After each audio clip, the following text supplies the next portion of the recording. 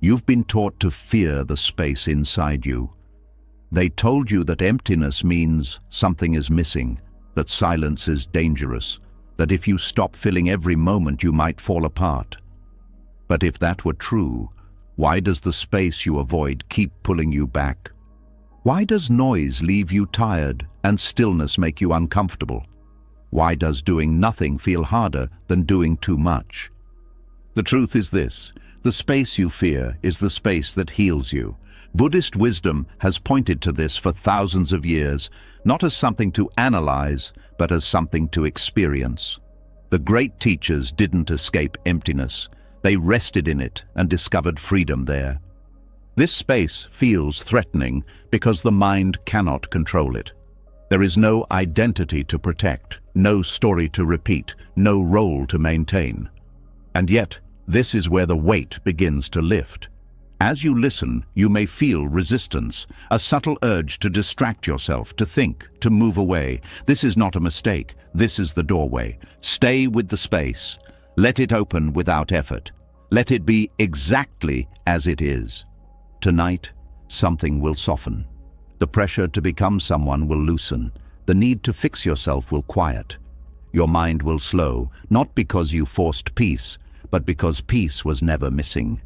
This is not about improvement. This is about allowing what already heals. This is not another lesson to collect. This is a return to the space you've been avoiding. Are you ready? Let's begin. Before we go further, notice what is happening right now. You are still here. You didn't scroll away. Something in you stayed. That matters. It means part of you already knows that what you've been avoiding isn't dangerous, just unfamiliar. This is where we gently move deeper, not by adding more ideas, but by removing the noise that has been protecting pain for too long. Silence is not neutral to the mind, it is threatening. The moment external sound fades, the inner world becomes louder. Thoughts that were buried under conversations, notifications, music, work, and constant activity begin to surface. This is why the mind clings to noise so desperately. Noise is not entertainment. Noise is anesthesia. It keeps unresolved feelings sedated. It keeps grief unfelt, fear unnamed, and longing unexamined. When life slows down, the mind rushes to fill the gap because it senses exposure. Most people believe they fear silence because it is boring. That is not true.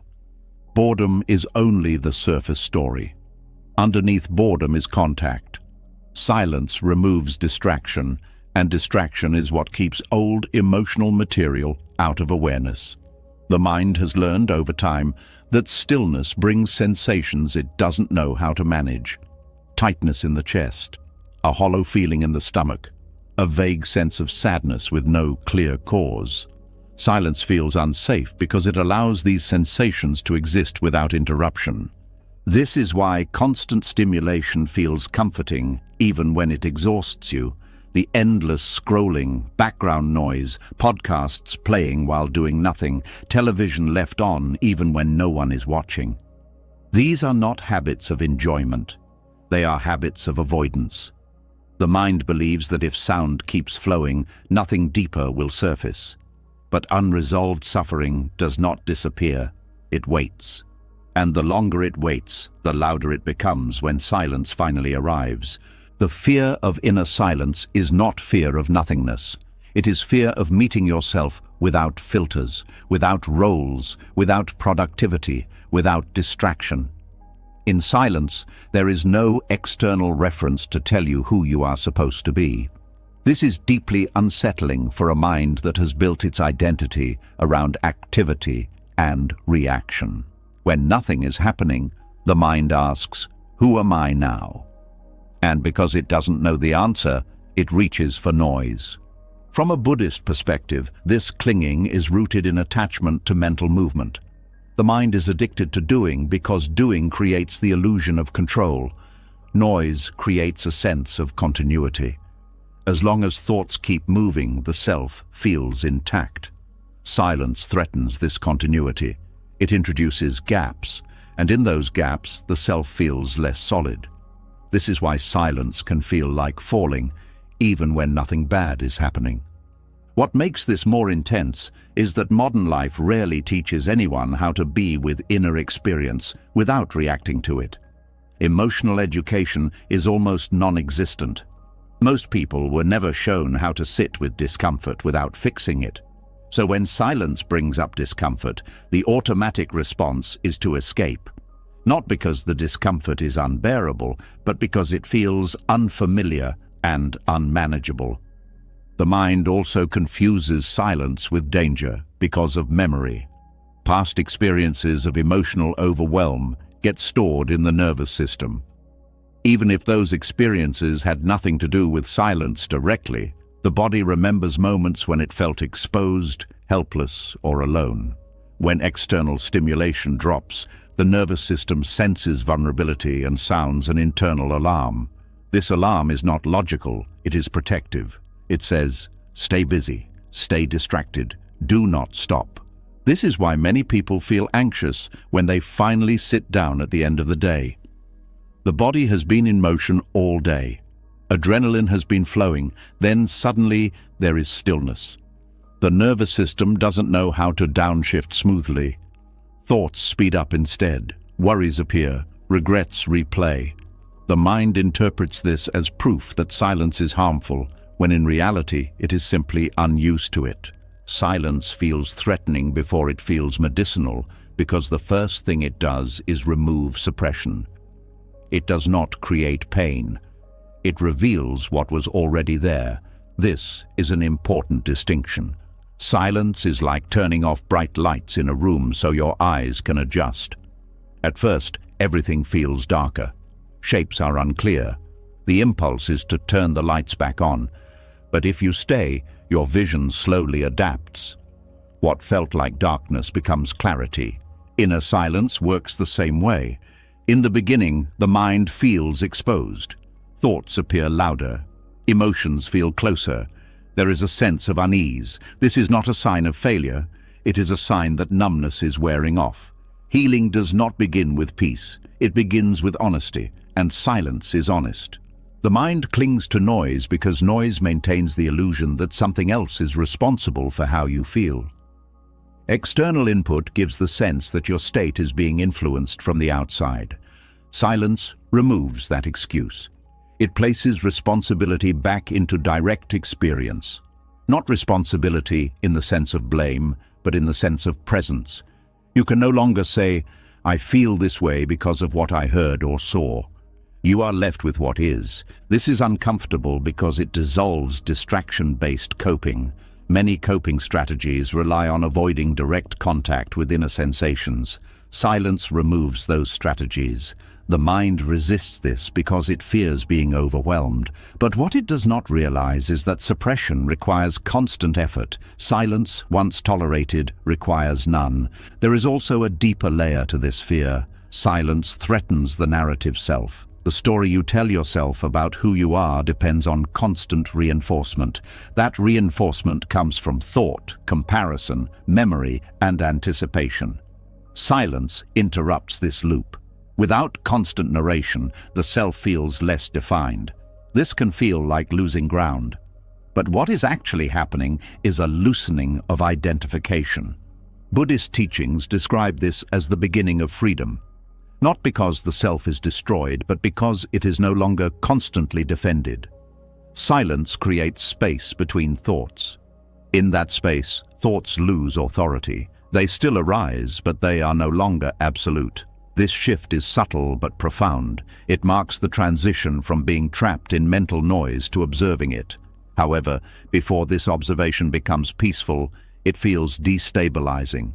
The mind says, if I stop thinking, I will disappear. This is not a literal fear of death, but a psychological one. The self equates movement with existence. Silence challenges that equation. It shows that awareness continues even when thought pauses. This realization is deeply unsettling at first because it contradicts everything the mind has relied on. This is why silence often triggers restlessness rather than calm. Restlessness is the mind's attempt to reassert control. It searches for something to do, something to fix, something to consume. It may even create problems to think about. This is not because problems suddenly appeared, but because thinking feels safer than not thinking. The healing quality of silence emerges only when this initial resistance is allowed rather than fought. When you stop trying to make silence peaceful and instead let it be uncomfortable, something unexpected happens. The discomfort does not grow, it softens, not because it was fixed, but because it was finally felt without interruption. Unresolved suffering feeds on avoidance. It gains strength when it is ignored. Silence starves it by removing the fuel of distraction. This does not mean suffering vanishes instantly. It means it begins to lose its grip. Sensations move through instead of looping endlessly. Emotions rise and fall instead of being frozen. The mind learns slowly that silence is survivable. Then it learns that silence is informative. Then eventually it learns that silence is kind. But this progression cannot be rushed. The first phase is always resistance. This is where most people turn back. They mistake resistance for danger. But resistance is simply habit encountering change. When silence is approached gently, without expectation, the nervous system begins to recalibrate. The body learns that it can be still without threat. This is not an intellectual realization, it is a physiological one. Breath deepens, muscles soften. The constant background tension begins to ease. This is why silence becomes medicinal. Not because it adds something new, but because it allows the system to return to balance. Another reason the mind clings to noise is that noise provides structure. It fills time. Silence exposes the open-ended nature of existence. There is no clear next step in silence. This openness can feel disorienting. The mind prefers known patterns, even painful ones, over uncertainty. Silence offers no script. That is both its danger and its gift. In the absence of noise, the mind begins to see how much energy it spends, maintaining unnecessary tension. It notices repetitive thought patterns. It sees how often it replays the past or rehearses the future. This seeing is not judgment, it is awareness. And awareness, once established, naturally reduces suffering without effort. Silence does not demand that you confront everything at once. It works in layers. At first, you notice surface thoughts, then deeper emotional currents, then subtle bodily sensations. Each layer reveals itself only when the system is ready. This is why silence heals without force. It respects the pace of the nervous system. What makes silence transformative is not the absence of sound, but the absence of interference. When experience is allowed to arise and pass without manipulation, it completes itself. Trauma, anxiety, and chronic stress persist not because they are too strong, but because they are constantly interrupted. Silence gives them space to resolve. This is why the space you fear holds healing. Fear signals the edge of familiarity, not the presence of danger. The mind fears silence because silence exposes the truth that nothing needs to be constantly managed. This truth undermines the identity built around effort and control. As silence becomes more familiar, something shifts. The urge to fill it weakens. The need for constant input fades. You begin to trust that nothing bad happens when you stop. This trust is not blind. It is earned through direct experience. And once it is earned, silence stops feeling empty. It feels full, not with content, but with presence. This presence is not dramatic. It does not announce itself. It feels simple, grounded, quietly supportive. It is the feeling of being here without needing to be elsewhere, of existing without commentary, of resting without guilt. The mind clings to noise because it has forgotten this state. Silence reintroduces it gently but firmly. At first, it feels like loss. Over time, it reveals itself as return. As the noise softens and silence no longer feels like an enemy, something deeper begins to shift.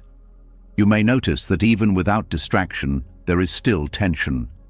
Not loud, not dramatic, but subtle. A quiet pressure to become something, to arrive somewhere, to finally be enough. This is where the next layer reveals itself, not in sound, but in effort. There is a moment that comes quietly, almost unnoticed, when the mind grows tired of negotiating. Not tired in a sleepy way, but exhausted from trying to secure itself. For most of life, the mind is constantly bargaining. It tells itself, if I achieve this, then I'll relax. If I'm understood, then I'll feel real. If I find the right role, purpose, or identity, then everything will settle. This negotiation runs in hint form, not always as clear thoughts, but as background tension. Even in silence, it can persist. Emptiness enters when this bargaining loses energy, not because the mind wins, but because it runs out of leverage. After silence exposes how much effort is spent avoiding discomfort, emptiness exposes how much effort is spent trying to become someone. The mind begins to see that every identity it reaches for is temporary. Every purpose it attaches to eventually shifts or collapses. Every source of validation fades. This recognition is not depressing at first. It is confusing. The mind has been trained to believe that identity equals safety. Without a clear answer to who am I or what am I for, it feels unprotected. This is why the mind negotiates endlessly. It tries to strike deals with the future. Once this happens, I'll finally be okay. These deals keep the self intact. They create forward motion. They give the illusion of direction. Emptiness interrupts this movement. When emptiness deepens, the mind is no longer interested in better versions of itself. Improvement loses its shine, not because growth is wrong, but because growth was being used as a shield. The mind begins to sense that no amount of refinement will solve the underlying restlessness. This is the collapse point, not dramatic, quiet, the moment when striving feels hollow. This collapse is often misunderstood as giving up. It is not. Giving up still has an object. You give up on something. Emptiness is different. It is the falling away of the one who was trying. The mind stops negotiating, not because it accepts defeat, but because it sees there was no contract to begin with. Identity is built through repetition. Roles repeated often enough begin to feel solid. Emptiness loosens this solidity. You may notice that labels lose their weight. Achievements feel distant. Failures feel less personal. This does not happen all at once. It unfolds as clarity. You see that identity was never stable, only familiar. Emptiness does not take identity away. It reveals its fluid nature. The same happens with purpose. Purpose is often framed as something you must discover or fulfill. This creates pressure. It suggests that without a clear mission, something is wrong. Emptiness dissolves this pressure by exposing its source. The mind wanted purpose to justify existence, to explain why you are here. Emptiness removes the need for explanation. Existence no longer requires justification. This is deeply unsettling at first. The question, what gives my life meaning, echoes loudly in the early stages of emptiness. But over time, the question weakens, not because it was answered, but because it no longer feels necessary. Life begins to feel self-validating, not meaningful in a dramatic sense, but sufficient. Validation is the last stronghold of negotiation. Even when identity and purpose begin to loosen, the mind still seeks confirmation, approval, recognition, signs that it is doing okay. Emptiness confronts this by offering nothing back. No praise, no reassurance, no rejection either, just space. In this space, the craving for validation is exposed as habit, not need. At first, the absence of feedback feels cold.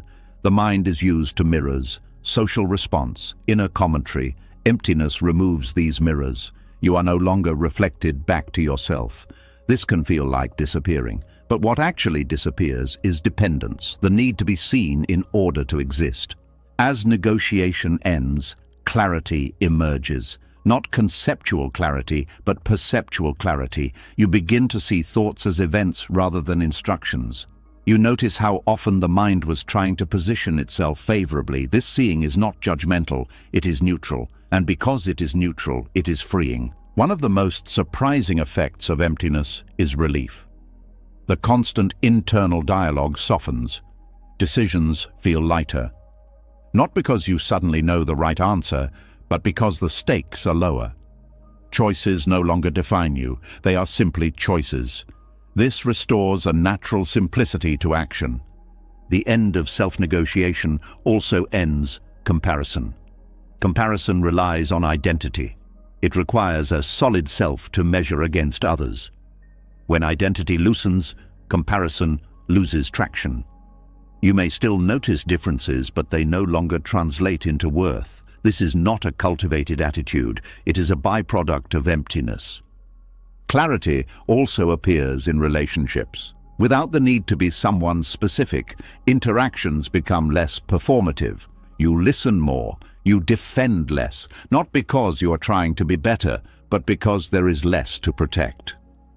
Emptiness creates honesty by removing agenda. This does not mean passivity. Emptiness does not make you indifferent. It makes you responsive. Action arises from the situation itself, not from a self-image that needs maintenance. This is why clarity feels clean. There is less friction between inner state and outer action. Another shift happens around time. Self-negotiation is future-oriented. It constantly references what will happen later. Emptiness brings attention back to what is happening now, not as a practice, but as a default. Without a self to secure in the future, the present becomes sufficient. This sufficiency is subtle. It does not announce happiness. It feels like steadiness, like standing without leaning. The mind no longer needs to brace itself against uncertainty. Uncertainty remains, but it is no longer threatening. It is simply part of movement. Emptiness also reveals how much effort was spent maintaining consistency. Trying to be the same person across situations, trying to align with expectations, trying to make sense. When this effort drops, there is more energy hint available, not dramatic energy, but usable energy, the kind that supports clarity and care. The collapse of self-negotiation is not a permanent state you enter and stay in. The mind will try to renegotiate. This is natural. What changes is that you see it happening. Negotiation becomes transparent, and transparency weakens its grip. Over time, emptiness stops feeling like absence and starts feeling like openness. Not openness as an idea, but as lived space. There is room for experience without needing to define it. This room is what allows clarity to persist without effort. Clarity restored through emptiness is not sharp or analytical. It is soft and precise. You see what is needed without overthinking. You respond without rehearsing. You rest without guilt. This clarity does not come from understanding more. It comes from needing less. The end of bargaining also ends self-blame. Blame assumes a self that could have negotiated better. When that self is seen through, blame loses meaning. Responsibility remains, but it is clean. You respond to consequences without adding judgment. This is why emptiness feels frightening before it feels freeing. It threatens the systems that once provided direction. But once those systems collapse, something more stable appears. Not an identity, but a groundedness that does not depend on conditions. From this groundedness, life continues. You still work, you still care, you still make choices. But the inner pressure is gone. The constant question, "Am I enough yet?" no longer drives you. Not because it was answered, but because it dissolved. This is the quiet power of emptiness. It ends the endless negotiation by revealing it was unnecessary. And in that ending, clarity returns. Not as a goal achieved, but as a natural state uncovered. As clarity returns and the mind stops begging life to prove your worth, a strange new problem can appear. Not the old stress, not the old noise, something quieter, sharper, and more confusing. You finally get space inside you, and instead of relief, you feel a flicker of fear. Not fear of failure, fear of openness, fear of being unheld, fear that if you relax all the way, something in you will vanish. This is one of the most misunderstood moments on any inner path. People think peace should feel safe right away. They think spaciousness should feel like warm light. But for the ego, openness can feel like death. Not poetic death, not symbolic death. Real panic in the body, tight throat, fast heartbeat, a need to grab onto something, anything, just to feel solid again. In Buddhist psychology, this reaction makes perfect sense. The ego is not an evil thing. It is a survival strategy. It is a pattern of gripping. It is a system that organizes experience into me and mine, so the mind can predict, control, and defend. The ego is basically a manager. It keeps track of threats. It keeps track of status. It keeps track of what you should be. It holds your story together like glue. And when spaciousness appears, that glue starts to loosen. Openness is dangerous to the ego because the ego depends on edges. It depends on separation. It needs clear lines. This is me. That is not me. This is my role. That is not my role. This is my value. That is not my value. Spaciousness does not respect those lines. Spaciousness is wide. It is unowned. It is not personal. It does not flatter the self or fight for the self. It simply allows everything to arise and pass. And the ego hears that as a threat because the ego survives by being the center of the room. This is why a person can sit quietly and suddenly feel like something is wrong, even when life is fine. The mind opens, the usual inner structure fades, and the nervous system reacts as if a cliff just appeared. The body says, get back, hold on. It can feel like losing your ground, and for the ego, that is exactly what is happening. Ground is identity. Ground is certainty. Ground is the familiar tension of holding yourself together. Buddhism explains this through the way the self is constructed. The Buddha pointed to experience as a flow, not a fixed thing. The sense of I is not a solid object hidden inside you. It is built moment by moment through clinging to sensations, clinging to thoughts, clinging to moods, clinging to memories, clinging to control. When clinging relaxes, the I that was built from that clinging feels weaker, and the ego panics because it thinks it is dying. In reality, what is dying is not you. What is dissolving is a habit of identification. This is why the fear can be so primal. The ego is tied to basic survival circuits. It treats psychological dissolving like physical danger.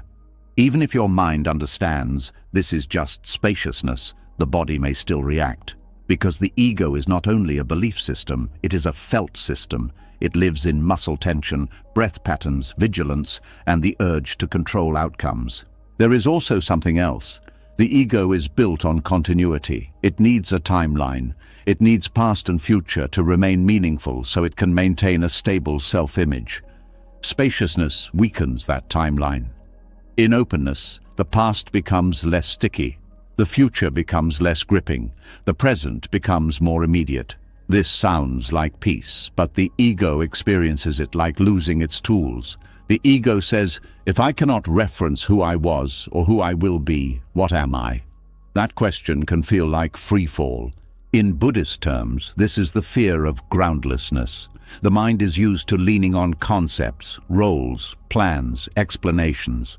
When those supports fade, the mind senses nakedness. It feels exposed, not because you are actually unsafe, but because the old armor is coming off. And armor always feels protective until you try to remove it. Then you realize how much you depended on the weight of it to feel real.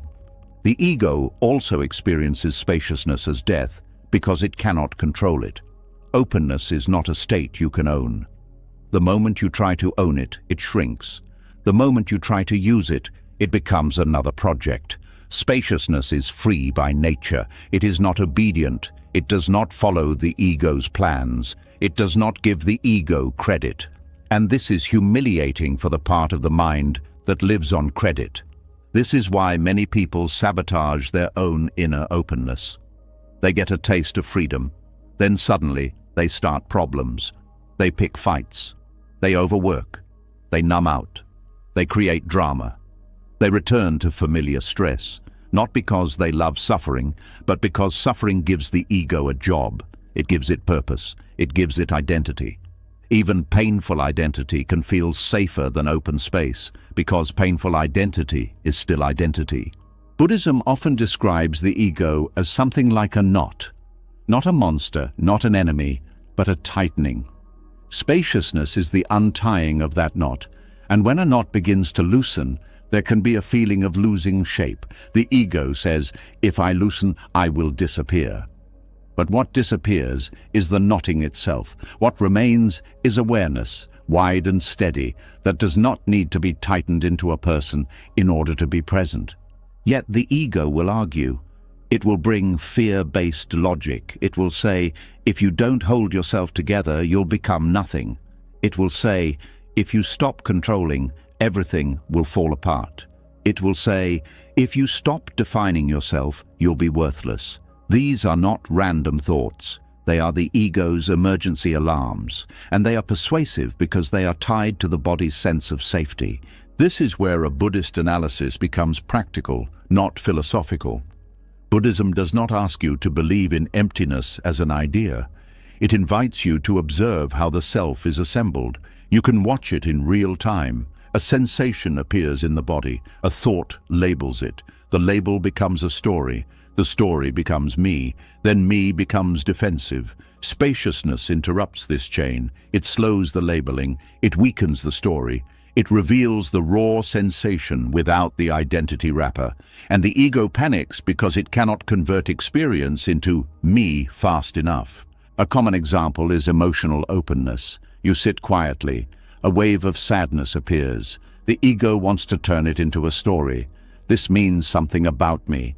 This means I'm broken. This means my life is wrong. Spaciousness allows the sadness to exist without that story. And the ego hates this because it cannot claim the emotion as identity. It cannot use the sadness to justify its usual strategies. It cannot bargain with it. It cannot make it personal in the old way. So it tries a different tactic: fear. It says, if you don't make sense of this, you'll drown. But often, when you stay open, the sadness moves through. Not because you solved it, but because you stopped trapping it inside a self-story. Another reason openness triggers panic is that the ego is deeply social. It is not just my thoughts, it is also my place. The ego tracks belonging, it tracks reputation, it tracks how you are seen. Spaciousness makes these concerns feel less urgent, which sounds good, but the ego treats it as social danger. It says, if you stop caring, you will be rejected. This is why people sometimes feel fear when they stop seeking approval. The ego interprets freedom from approval as risking exile because in ancient times exile could mean death. The body carries that old wiring, so the ego's panic is not silly, it is ancient. In Buddhism, this is part of why compassion is so central. When spaciousness arises and fear comes with it, harshness makes everything worse. If you attack the ego, you reinforce the war. You strengthen the feeling that something is wrong. But if you meet the fear with kindness, you teach the nervous system a new lesson. Openness is not danger. Openness is allowed. Openness is survivable. This is not about forcing the ego to die. It is about letting the ego relax. There is also a subtle trap that appears here: spiritual panic disguised as spiritual ambition. The ego may fear openness, but it may also try to control it by becoming the one who is open. It turns spaciousness into a badge. It turns peace into an identity.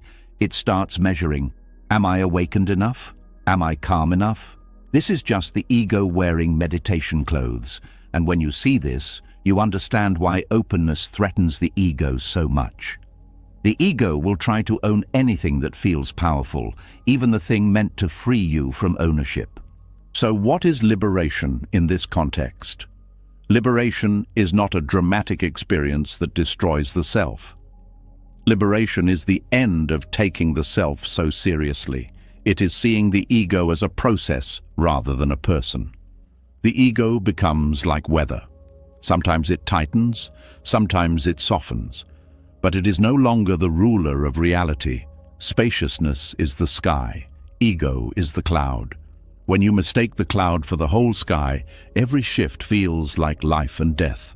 When you recognize the sky, the clouds can come and go without terror. But before the recognition stabilizes, the ego goes through what feels like an existential crisis.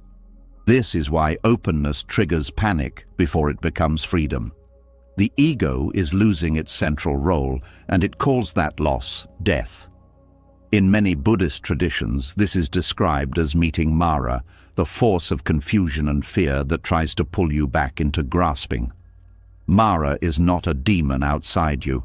Mara is the collection of inner strategies that keep you asleep.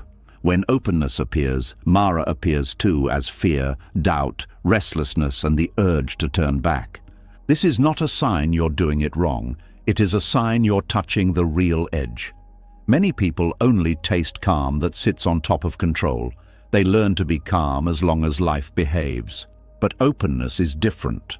Openness is calm that does not depend on control, and the ego will resist that because control is its main currency.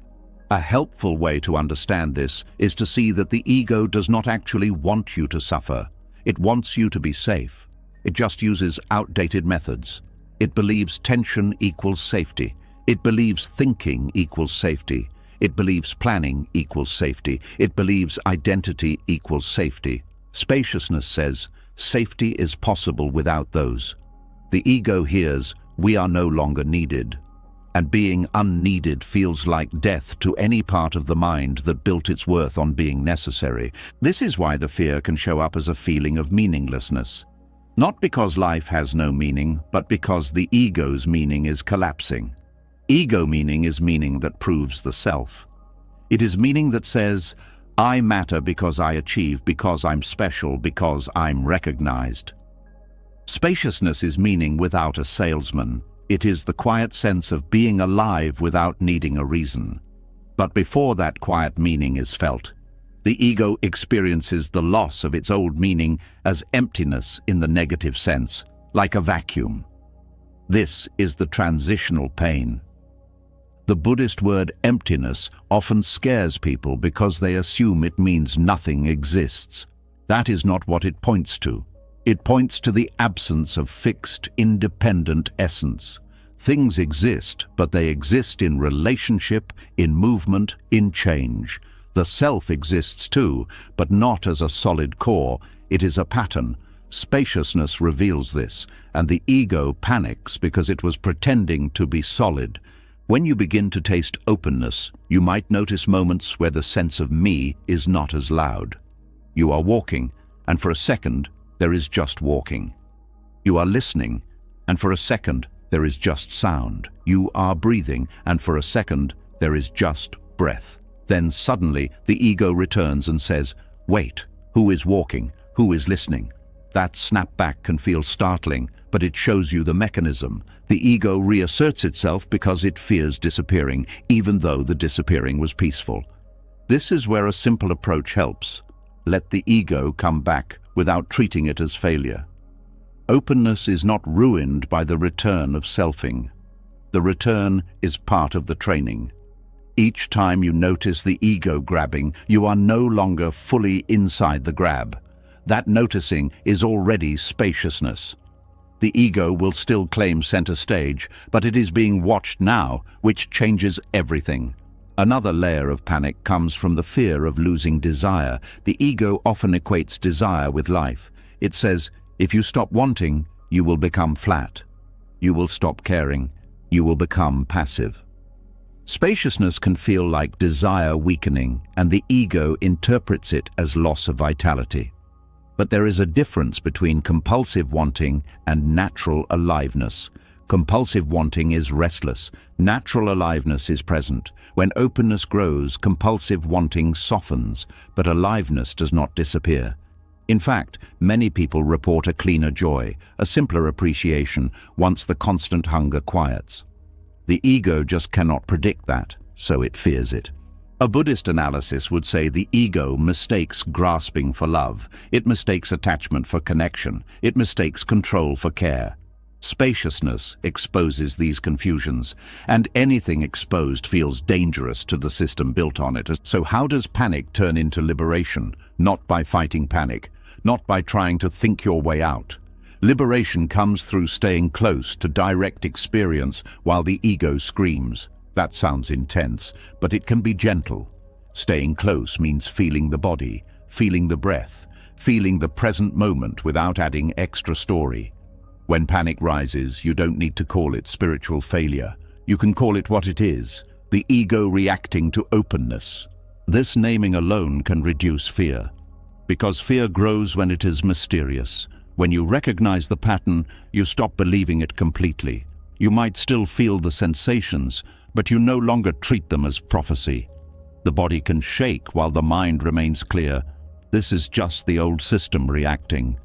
It also helps to understand that existential panic is often a threshold. The ego is a border guard. When you approach freedom, the border guard shows up. It checks your papers. It creates doubt. It creates urgency. It tries to send you back to familiar territory. If you always obey, you never leave. If you stay calmly, the guard eventually relaxes. Not because you won, but because it learns you are not harming yourself. Over time, spaciousness stops feeling like death and starts feeling like rest. The ego still appears, but it is lighter. It becomes a tool rather than a prison. You can use identity when needed without being used by it. You can plan without being trapped in the future. You can care without clinging. You can act without making every action a self-definition. This is liberation in simple terms. Life happens, and you don't have to turn it into a tight story about you. You still have preferences, you still have responsibilities, you still have a personality, but you are no longer trapped in the belief that you are a fixed thing that must be protected at all costs. And here is the quiet surprise. When the ego stops fighting spaciousness, you don't become less human. You become more available, more present, more honest. You can feel pain without turning it into identity. You can feel joy without fearing its loss. You can meet others without using them as mirrors. Spaciousness becomes intimacy with life, not distance from it. That is why the ego experiences openness as death before liberation. Because liberation is the end of the ego's dictatorship. The ego calls that death. Awareness calls it freedom. And the path is simply learning to stay long enough to see which one is telling the truth. As the fear around openness loosens and the ego no longer feels like it is about to disappear, another layer quietly reveals itself. You may notice a strange emptiness where pressure used to live, not sadness, not relief, just the absence of a constant push. And in that absence, a question surfaces that most people never allow themselves to ask. Who are you when nothing needs you? This question can feel unsettling because usefulness has been a lifelong anchor. From early on, many people learned that being needed meant being safe. Being useful meant being loved. Being productive meant being worthy. This conditioning runs deep. Even when the ego loosens its grip, this habit can remain, hiding beneath good intentions. Emptiness brings it into view. The compulsion to be useful is not the same as care. Care is natural. Compulsion is driven. It carries tension. It carries urgency. It says, if I am not contributing, I am failing. This belief becomes a quiet engine behind burnout. Not the kind of burnout that comes only from too much work, but the deeper kind that comes from never being allowed to rest inside yourself. When emptiness deepens, usefulness loses its central role. Not because contribution becomes meaningless, but because existence no longer needs justification. This is where the healing begins. Being unneeded does not mean being unwanted. It means no longer being required to perform in order to belong. Burnout is often misunderstood as a problem of workload. But many people burn out even when they slow down. They rest physically, but the inner pressure continues. Why? Because the true exhaustion is not in the body. It is in the identity that believes it must constantly prove its value. Emptiness dissolves this belief by removing the stage on which performance once mattered. At first, being unneeded can feel like rejection. The nervous system interprets it as loss of relevance. This reaction is understandable. Human beings evolved in groups where usefulness often meant survival. If you were needed, you stayed. If you were not, you were at risk. That ancient wiring still lives in the body. So when emptiness removes the sense of being required, fear can arise. But this fear is not a sign of danger. It is a sign of conditioning loosening. As emptiness stabilizes, something surprising happens. Without the pressure to be significant, attention becomes clearer. You begin to act from responsiveness instead of obligation. You help because help is needed, not because you need to be needed. This distinction changes everything. It removes resentment. It removes overextension. It removes the quiet anger that comes from giving too much without rest. Many people confuse self-worth with usefulness. They believe that if they stop producing, they will disappear. Emptiness gently disproves this. In moments where nothing is demanded of you, awareness still remains, breath still moves, presence still exists. This shows the nervous system that worth is not transactional. It does not rise and fall with output. This realization heals burnout at its root, because burnout is not just exhaustion. It is the collapse of meaning under constant pressure. When meaning is tied to productivity, rest feels like failure. Emptiness untangles this. It shows that rest is not a break from life. It is part of life when life is no longer being negotiated. The compulsion to be significant is closely related to the fear of being ordinary. Many people push themselves not because they love what they do, but because they fear being invisible. Emptiness removes this fear by making invisibility safe. In the absence of constant recognition, there is still presence, there is still being. This is deeply soothing to the system. From a Buddhist perspective, significance is another form of clinging. It is clinging to an idea of impact, legacy, or importance as proof of existence. Emptiness reveals that existence does not need proof. The need to leave a mark relaxes, and with that relaxation comes a lighter way of engaging with the world. This does not lead to apathy, it leads to balance. When the need to matter dissolves, actions become cleaner. You can work without over-identifying. You can rest without guilt. You can say no without fear. You can say yes without self-erasure. This balance is what prevents burnout, not time off alone. Another layer of healing comes from the end of over-responsibility. Many people carry the weight of others' emotions, outcomes, and choices. They feel responsible for fixing, saving, supporting beyond their capacity. This often comes from the belief that being needed equals being loved. Emptiness loosens this belief. It allows responsibility to return to its proper place. When emptiness is present, you can care deeply without absorbing everything. You can support without rescuing. You can be available without disappearing into others' needs. This boundary is not created through effort. It emerges naturally when your worth is no longer tied to usefulness. Burnout often includes a loss of joy.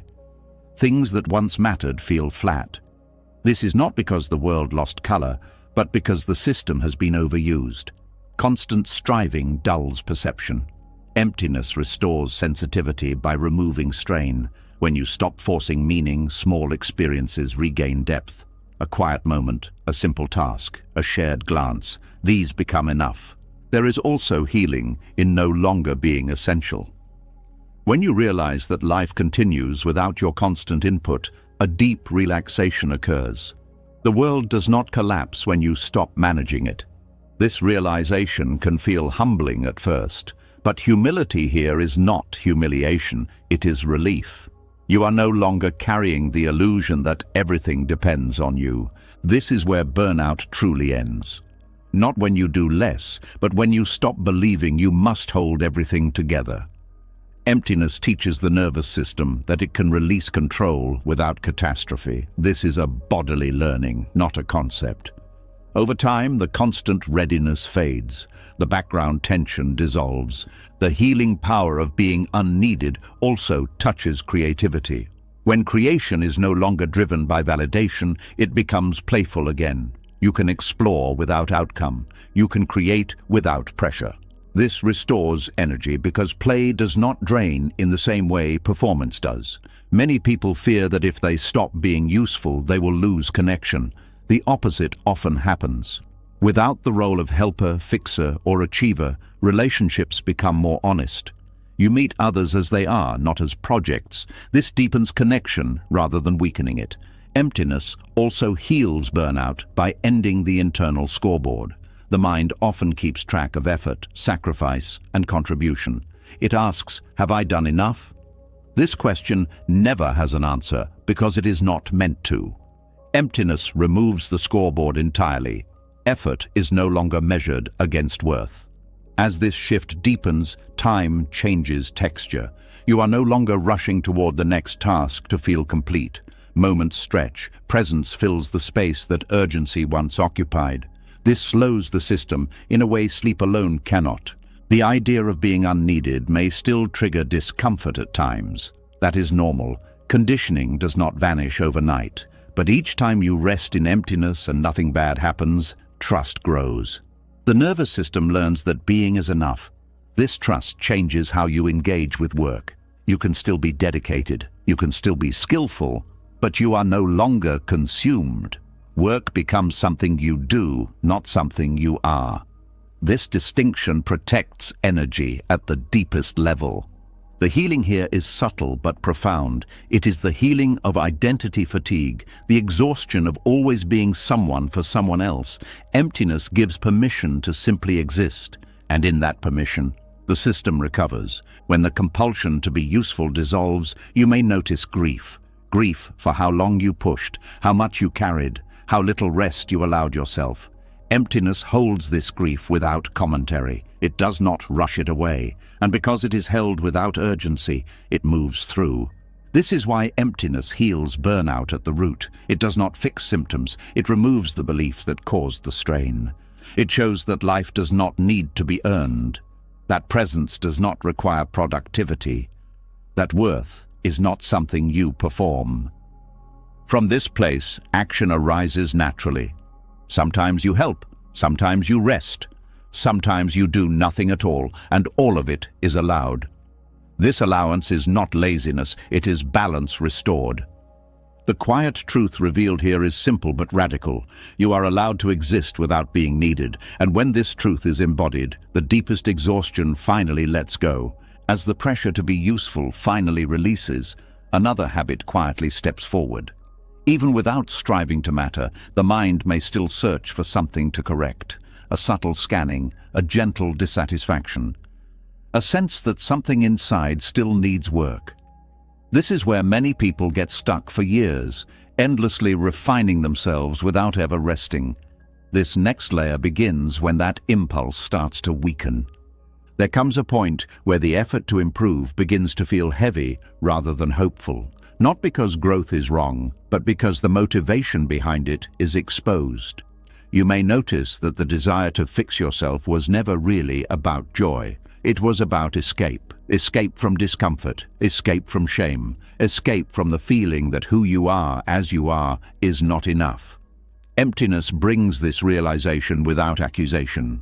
Self-help is built on a quiet assumption: something is wrong with you. Even the most positive language often hides this belief. Be better, heal faster, become more confident, release trauma, find your purpose. These messages can inspire at first, but over time they create pressure.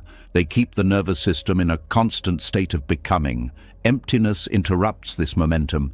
When emptiness deepens, the idea of improvement starts to lose meaning. Not because life stops unfolding, but because the self that needed fixing is no longer solid. The mind begins to sense that every attempt to fix itself was reinforcing the belief that it was broken. This realization can feel both relieving and unsettling. If you are not a problem, then what have you been working on all this time? This is where genuine healing begins. Not when you finally solve yourself, but when the project of solving yourself collapses. The collapse does not happen through logic. It happens through exhaustion. The mind eventually sees that no version of itself ever arrives permanently. Every improvement becomes the new baseline. Every breakthrough becomes the next thing to protect. Emptiness reveals the endlessness of this cycle. At first, letting go of self-help can feel irresponsible. The mind worries that without effort, everything will fall apart. It says, if I stop fixing myself, I'll regress. This fear is understandable. It is based on the belief that control equals stability. Emptiness gently disproves this belief by showing that life continues without constant management. Healing beyond self-help does not mean ignoring pain. It means relating to pain differently. Instead of treating pain as a flaw to eliminate, emptiness allows pain to be felt as experience. Sensations arise, emotions move, thoughts appear and dissolve. Nothing needs to be corrected for this process to unfold. In fact, correction often interrupts it. One of the most exhausting aspects of self-help is the constant self-monitoring. Am I doing this right? Am I progressing? Am I healed yet? This monitoring keeps attention locked on the self. Emptiness releases attention from this loop. Awareness opens outward and inward at the same time, without fixation. This reduces strain immediately. Another hidden cost of self-help is comparison. You compare your progress to others. You measure your healing against timelines. You judge yourself for still struggling. Emptiness ends this because there is no longer a race. Without a destination, there is no one ahead or behind. Experience unfolds at its own pace. From a Buddhist perspective, the desire to fix oneself is another form of craving. It is craving for a future self that feels better than the present one. This craving keeps dissatisfaction alive. Emptiness reveals that peace cannot be postponed. It is either present now or it is an idea. This does not mean nothing changes. Change still happens, but it happens organically rather than forcefully. Habits soften, insight deepens, behavior adjusts. These shifts are responses to clarity, not results of pressure. They do not require constant reinforcement because they are not fighting against what is.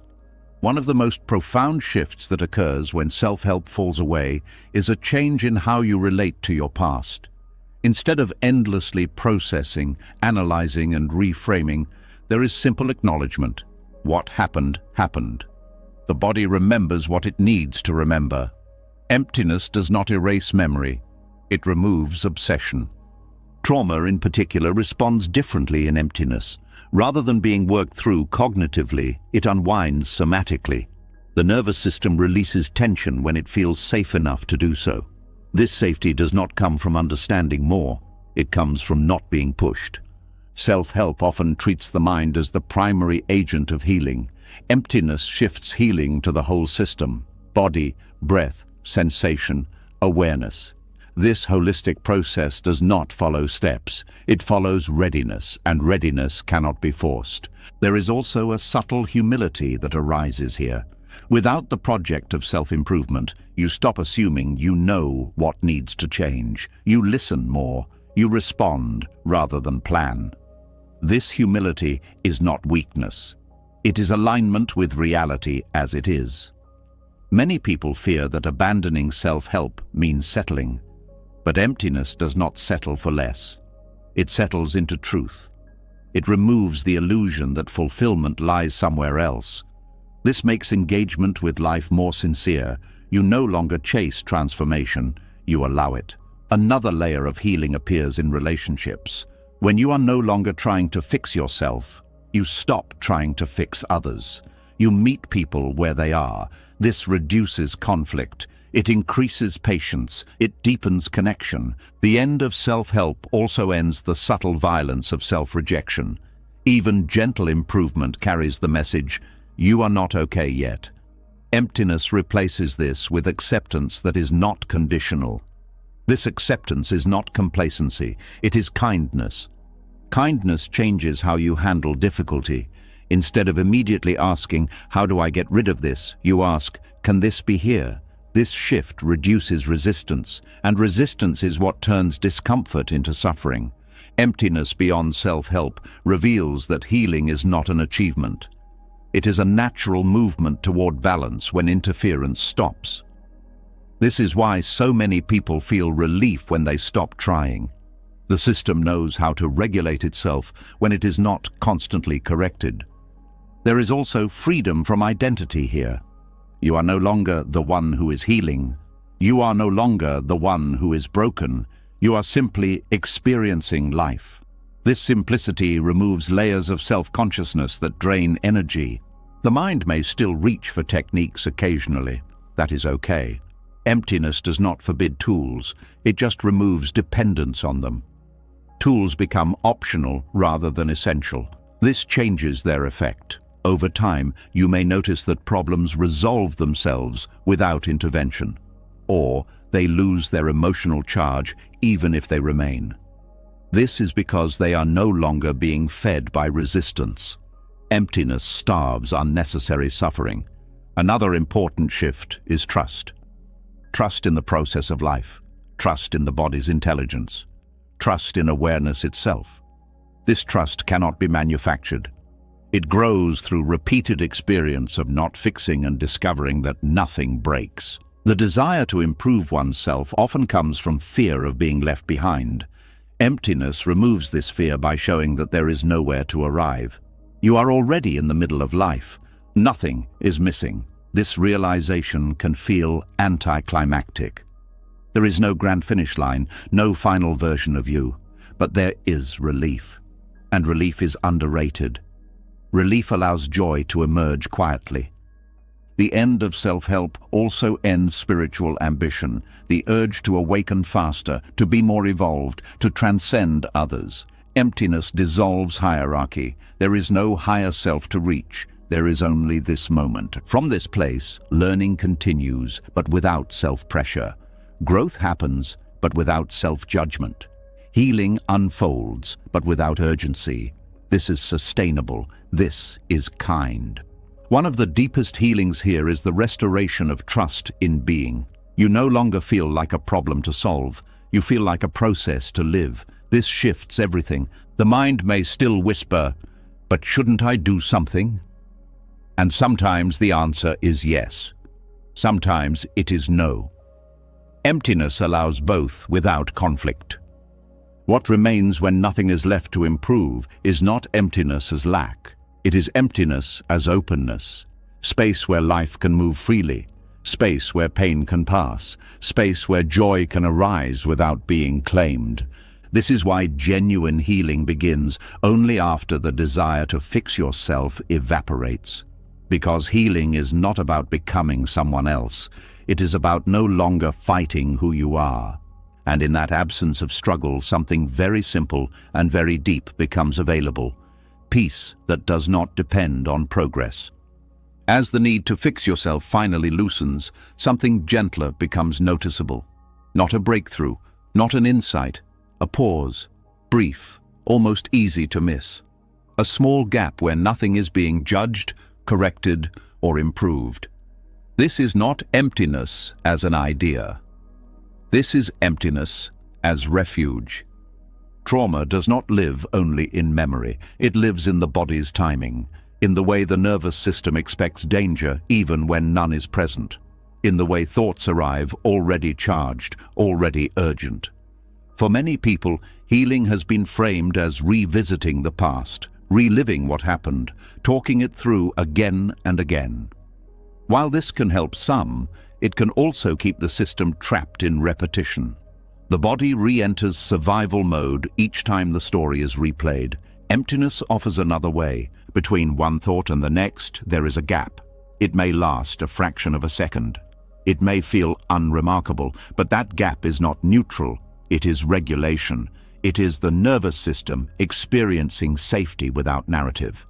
Trauma cannot operate there because trauma requires continuity. It needs a story, a threat, a remembered danger. The space between thoughts has none of these. When you stop trying to fix yourself, you stop chasing thoughts.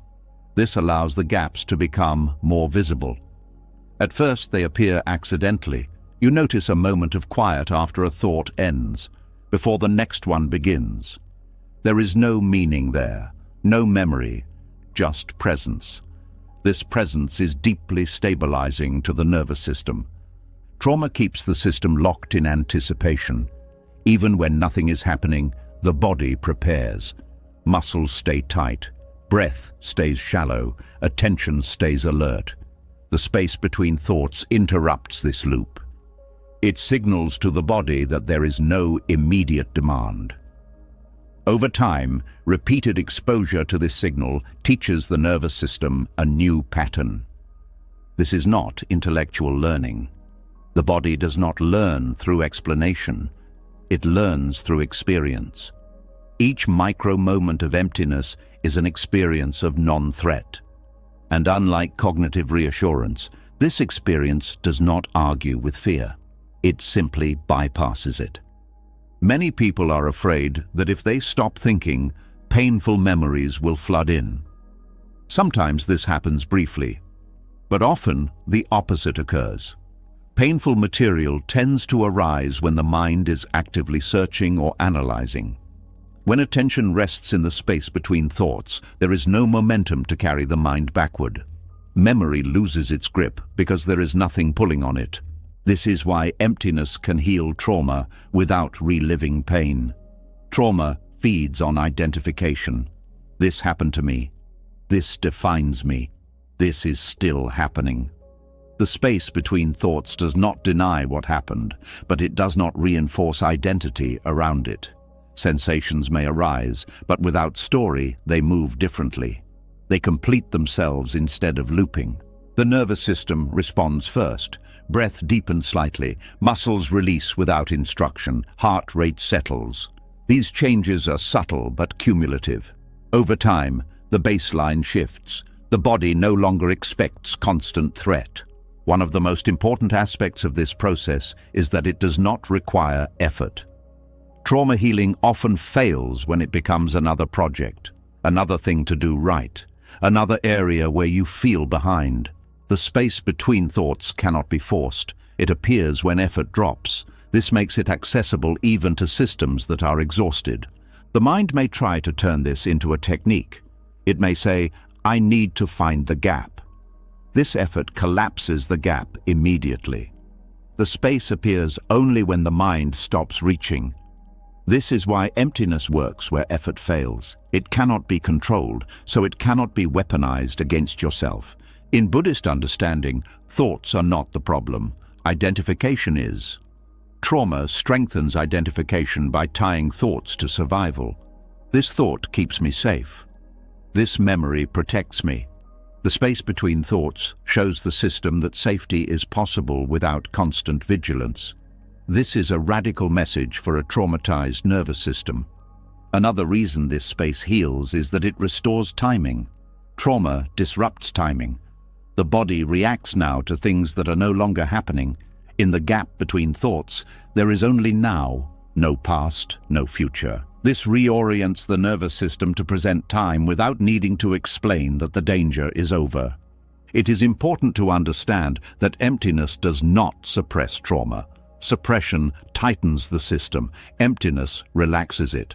The difference is crucial. In suppression, there is effort to push away. In emptiness, there is absence of interference. Trauma releases not because it is rejected, but because it is no longer held in place by constant attention. This process is often uneven. Some days the gaps feel accessible. Other days the mind feels crowded. This is not failure. Trauma healing is non-linear because regulation depends on many factors: sleep, stress, environment, relationships. The value of emptiness is that it does not demand consistency. Even brief moments count. The brain rewires through repetition, not intensity. A single long meditation session does less than many small moments of safety throughout the day. Each time you notice a gap and rest there, even for a second, neural pathways shift slightly. Over weeks and months, this adds up. One of the most healing aspects of the space between thoughts is that it returns agency to the body. Trauma often involves loss of control, being trapped, being overwhelmed. In emptiness, nothing is happening to you. You are not being pulled. You are not being pushed. This sense of neutrality restores trust. This trust allows the system to release stored tension gradually. Muscles soften, the jaw unclenches, the gut relaxes. These changes often occur without conscious awareness. People notice later that they feel less reactive, less startled, less exhausted. They may not connect it to emptiness, but emptiness has been doing its work quietly. Another important point is that emptiness does not bypass emotion. Emotions may still arise, but without constant thought feeding them, they pass through more cleanly. Sadness can be felt without turning into despair. Anger can arise without becoming rage. Fear can appear without becoming panic. This is because the space between thoughts breaks the link between sensation and narrative. Trauma narratives are powerful because they give sensations meaning. Meaning keeps them alive. Without narrative, sensations complete themselves naturally. For many people, the idea of not reliving trauma feels impossible. They believe healing requires revisiting the wound. Emptiness challenges this belief gently. It shows that wounds heal when circulation is restored, not when they are picked repeatedly. The space between thoughts is circulation. There is also a dignity in this approach. Trauma often involves violation, being forced, being overwhelmed. Emptiness does not force anything. It respects the body's pace. It allows release only when the system is ready. This restores a sense of sovereignty. As emptiness becomes more familiar, you may notice that thoughts lose urgency. They still appear, but they do not demand immediate response. This reduces hypervigilance. The nervous system no longer treats every thought as a signal. This change affects sleep. Many people with trauma struggle to rest because thoughts keep looping. As the gaps become more accessible, sleep deepens naturally, not because you control your thoughts, but because the system no longer needs to stay alert. The space between thoughts also changes how you relate to triggers. Triggers do not disappear, but the reaction softens. There is more room between stimulus and response. This room is where choice returns, not forced choice, but natural responsiveness. It is important to emphasize that emptiness does not erase the past. It changes the relationship to it. Memory becomes information, not identity. This reduces shame. Trauma often carries shame, even when logically it does not belong. Emptiness dissolves shame by removing the self-narrative that feeds it. Another healing effect is the restoration of curiosity. Trauma narrows attention. The world feels threatening. In emptiness, attention widens gently. Curiosity returns without effort. You notice small things again. Light, sound, movement. This re-engages the parasympathetic nervous system, which supports rest and digestion. This approach also avoids re-traumatization. Many trauma survivors are re-traumatized by aggressive healing methods. Emptiness is inherently non-aggressive. It does not dig. It does not demand. It does not pry. It waits. The space between thoughts becomes a refuge, not because it hides pain, but because it does not amplify it. Pain is allowed, but not dramatized. This is profoundly regulating. Over time, you may notice that your sense of self becomes less rigid. You are not constantly defining yourself through what happened. This does not deny the past. It frees the present. The most subtle and powerful shift is this: safety stops being something you search for. It becomes something you touch again and again in small moments. The space between thoughts is always available. You do not need special conditions. You do not need perfect calm. You only need to stop interfering briefly.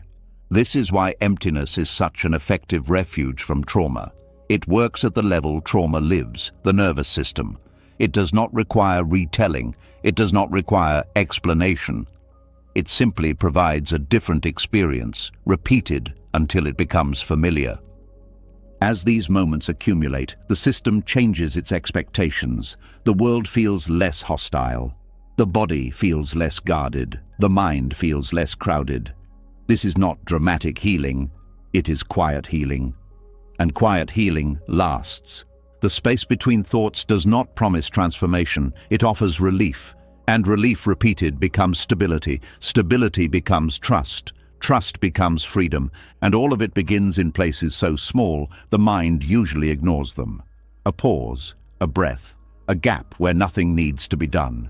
As the nervous system learns to rest in those quiet gaps, something unexpected can surface. Not panic, not memory, a hollow feeling that does not come from thought, a sense of being alone, even when nothing is wrong.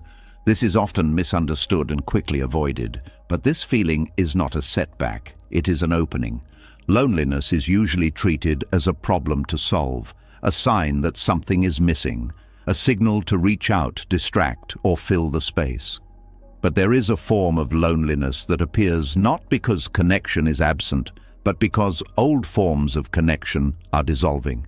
When the mind stops clinging to noise, identity, usefulness, fixing, and constant thinking, the familiar sense of being someone among others weakens. What remains can feel like isolation. This loneliness is not caused by lack of people. It can arise in relationships, families, crowds. It is not social loneliness. It is existential loneliness, the feeling of standing without reference points, the sense that nothing outside is holding you in place. This can feel deeply uncomfortable because the mind has relied on reflection from others to feel real. From early life, connection is mirrored.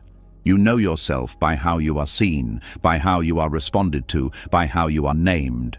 As emptiness deepens, this mirror loses its authority. You are no longer constantly checking yourself against others, and without that checking, there can be a feeling of floating alone. This is the loneliness many people fear the most. Not the loneliness of being unloved, but the loneliness of being unanchored. The mind interprets this as abandonment. But something else is happening. The boundary between me and not me is thinning, and before unity is felt, separation feels sharper. Buddhist teachings describe this phase as a necessary passage. When identification with roles, stories, and self-images fades, the old sense of belonging collapses. This belonging was based on similarity, comparison, and recognition. It was conditional.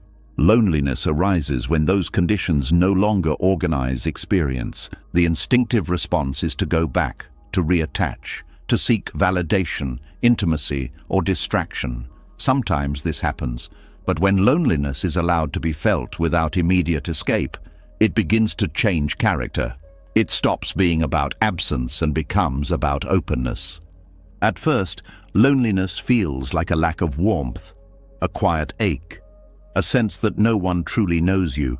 But this ache is not asking for company. It is asking for honesty. It is the feeling of being without the usual filters, without the social self, without the performing self, without the reflected self. Non-dual awareness does not begin with connection. It begins with the collapse of separation. Loneliness marks this collapse.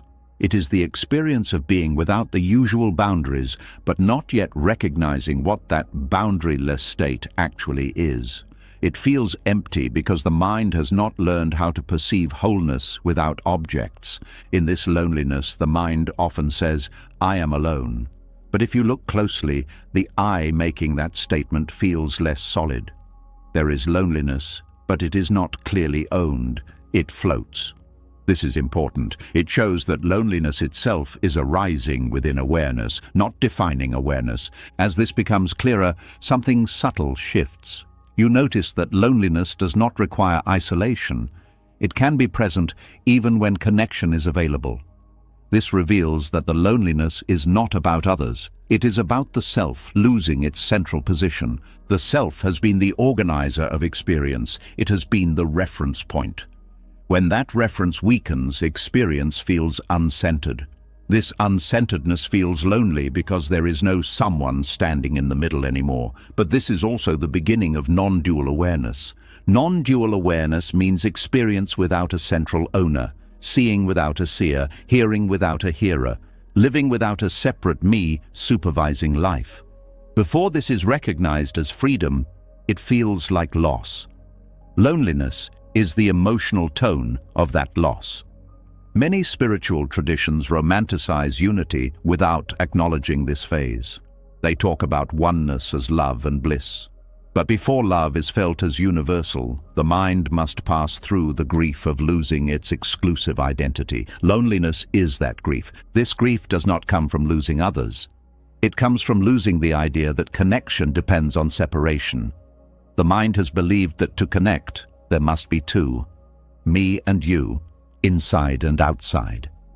Loneliness arises when this structure loosens, but the deeper connection has not yet been recognized. If loneliness is resisted, the mind rebuilds separation quickly. It clings to roles. It over-identifies with relationships. It creates drama. It creates dependency. All of this restores a sense of self, but at the cost of depth. When loneliness is allowed, something else emerges. As loneliness is felt without story, it reveals space, wide, quiet, unoccupied space. In this space, awareness is no longer focused on being someone. It begins to include everything. Sounds, sensations, emotions, and others appear within the same field. The sense of over here and over there softens. This is not a dramatic realization. It is often subtle and gradual. The loneliness does not disappear instantly. It becomes transparent. You notice that what felt like isolation is actually openness without preference. Nothing is excluded. Nothing is emphasized. This feels strange at first because the mind is used to prioritizing. From this openness, connection is felt differently. It is no longer about closeness between separate selves. It is about shared presence. You feel connected not because someone understands you, but because you are no longer standing apart from experience. Life feels intimate without effort. This is why isolating experiences often precede profound connection. Isolation strips away distractions. It removes social reinforcement. It forces you to meet awareness without mirrors. This can feel bleak, but it clears the way for a deeper recognition. Awareness does not belong to anyone. It is shared. Loneliness also teaches humility. It removes the fantasy of being special. Specialness is a form of separation. When you feel special, you feel alone. When that specialness dissolves, you feel ordinary. And in ordinariness, connection expands. This does not mean relationships stop mattering. They change. You no longer use others to complete yourself. You meet them as expressions of the same life. This removes pressure. It allows genuine intimacy rather than need-based closeness. Another reason loneliness precedes non-dual awareness is that it exposes the false center. The mind has placed itself at the center of experience. Loneliness shakes that center. When the center dissolves, there is no one left to be lonely. Loneliness fades not because connection is found, but because separation is no longer assumed. This shift often comes with a sense of quiet belonging. Not belonging to a group, but belonging to existence. You feel at home without explanation. This feeling is not emotional in the usual sense. It is steady. It does not fluctuate with mood. Before this belonging is felt, the loneliness can feel raw. The mind may interpret it as failure. Something is wrong with me. I am disconnected. But these interpretations come from the old framework. In truth, the system is reorganizing. Loneliness is also a teacher of compassion. When you feel it fully, without blame, you recognize it in others, not as a problem to fix, but as a shared human experience. This recognition softens judgment. It deepens understanding. In non-dual awareness, compassion does not come from trying to be kind. It comes from seeing that there is no real separation. Others' suffering is not separate from your own. Loneliness, when passed through, opens this seeing. There is also a freedom here from needing to be understood. When you no longer rely on reflection, misunderstanding loses its sting. You do not need others to confirm your experience. This makes connection lighter, more playful, less tense. Loneliness can also reveal the limits of language. Words rely on separation. They point from one to another. In non-dual awareness, experience is immediate.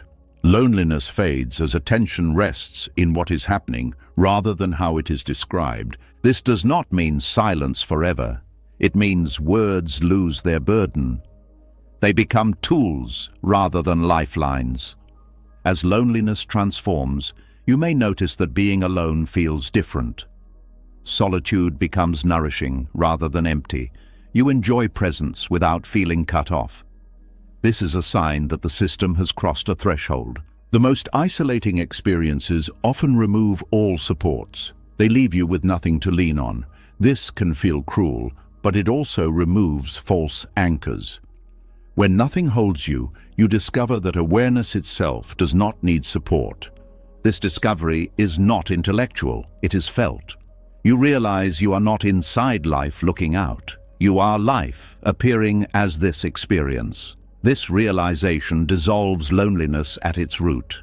But again, this does not happen by trying to reach non-dual awareness. It happens by staying honest with loneliness, by not rushing to fill it, by letting it open you rather than close you. Loneliness becomes a gateway because it strips away the familiar and leaves the essential. It removes the noise of relationship dynamics and exposes presence itself. This presence is not yours or mine. It is what everything shares. From here, connection is effortless. You feel close without clinging. You care without fear. You are alone without being lonely. This paradox makes sense only when separation has dissolved. The journey through loneliness is not glamorous. It can feel dull, heavy, or empty, but it is honest, and honesty is the doorway. In the end, loneliness does not disappear because you found someone or something. It disappears because the one who felt separate was never as solid as it seemed. And when that is seen, what remains is not isolation, but quiet belonging with all life. As the sense of separation softens and connection no longer depends on mirrors or closeness, something else begins to lose its grip. The inner voice that explains everything. The habit of turning every feeling into a story. The constant need to know why you feel what you feel. What remains is raw emotion without commentary, and this is where a deeper healing quietly unfolds. Most people do not experience emotions directly. They experience the stories about emotions. Sadness becomes a story about loss. Anger becomes a story about injustice. Fear becomes a story about the future. These stories form instantly, often without awareness. They give emotions meaning, context, and identity, but they also trap emotions in time. Emptiness changes this relationship. When emptiness deepens, emotions still arise, but the mind no longer rushes to explain them. The gap between sensation and interpretation widens.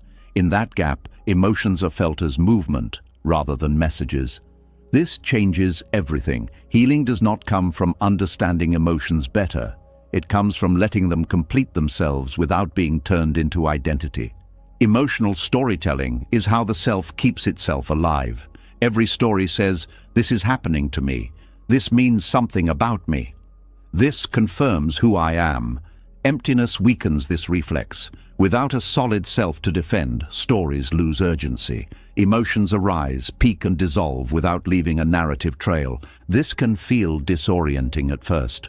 The mind is used to making sense of feelings. It believes meaning equals safety. When meaning drops away, emotions feel exposed. But this exposure is not dangerous. It is honest. And honesty allows emotions to move freely. Emotions are physical events. They are changes in breath, muscle tone, heart rate, and sensation. Storytelling pulls attention away from the body and into abstraction. Emptiness returns attention to sensation. This grounds emotion in the present moment, where it can be processed naturally. Many people fear that without stories, emotions will overwhelm them.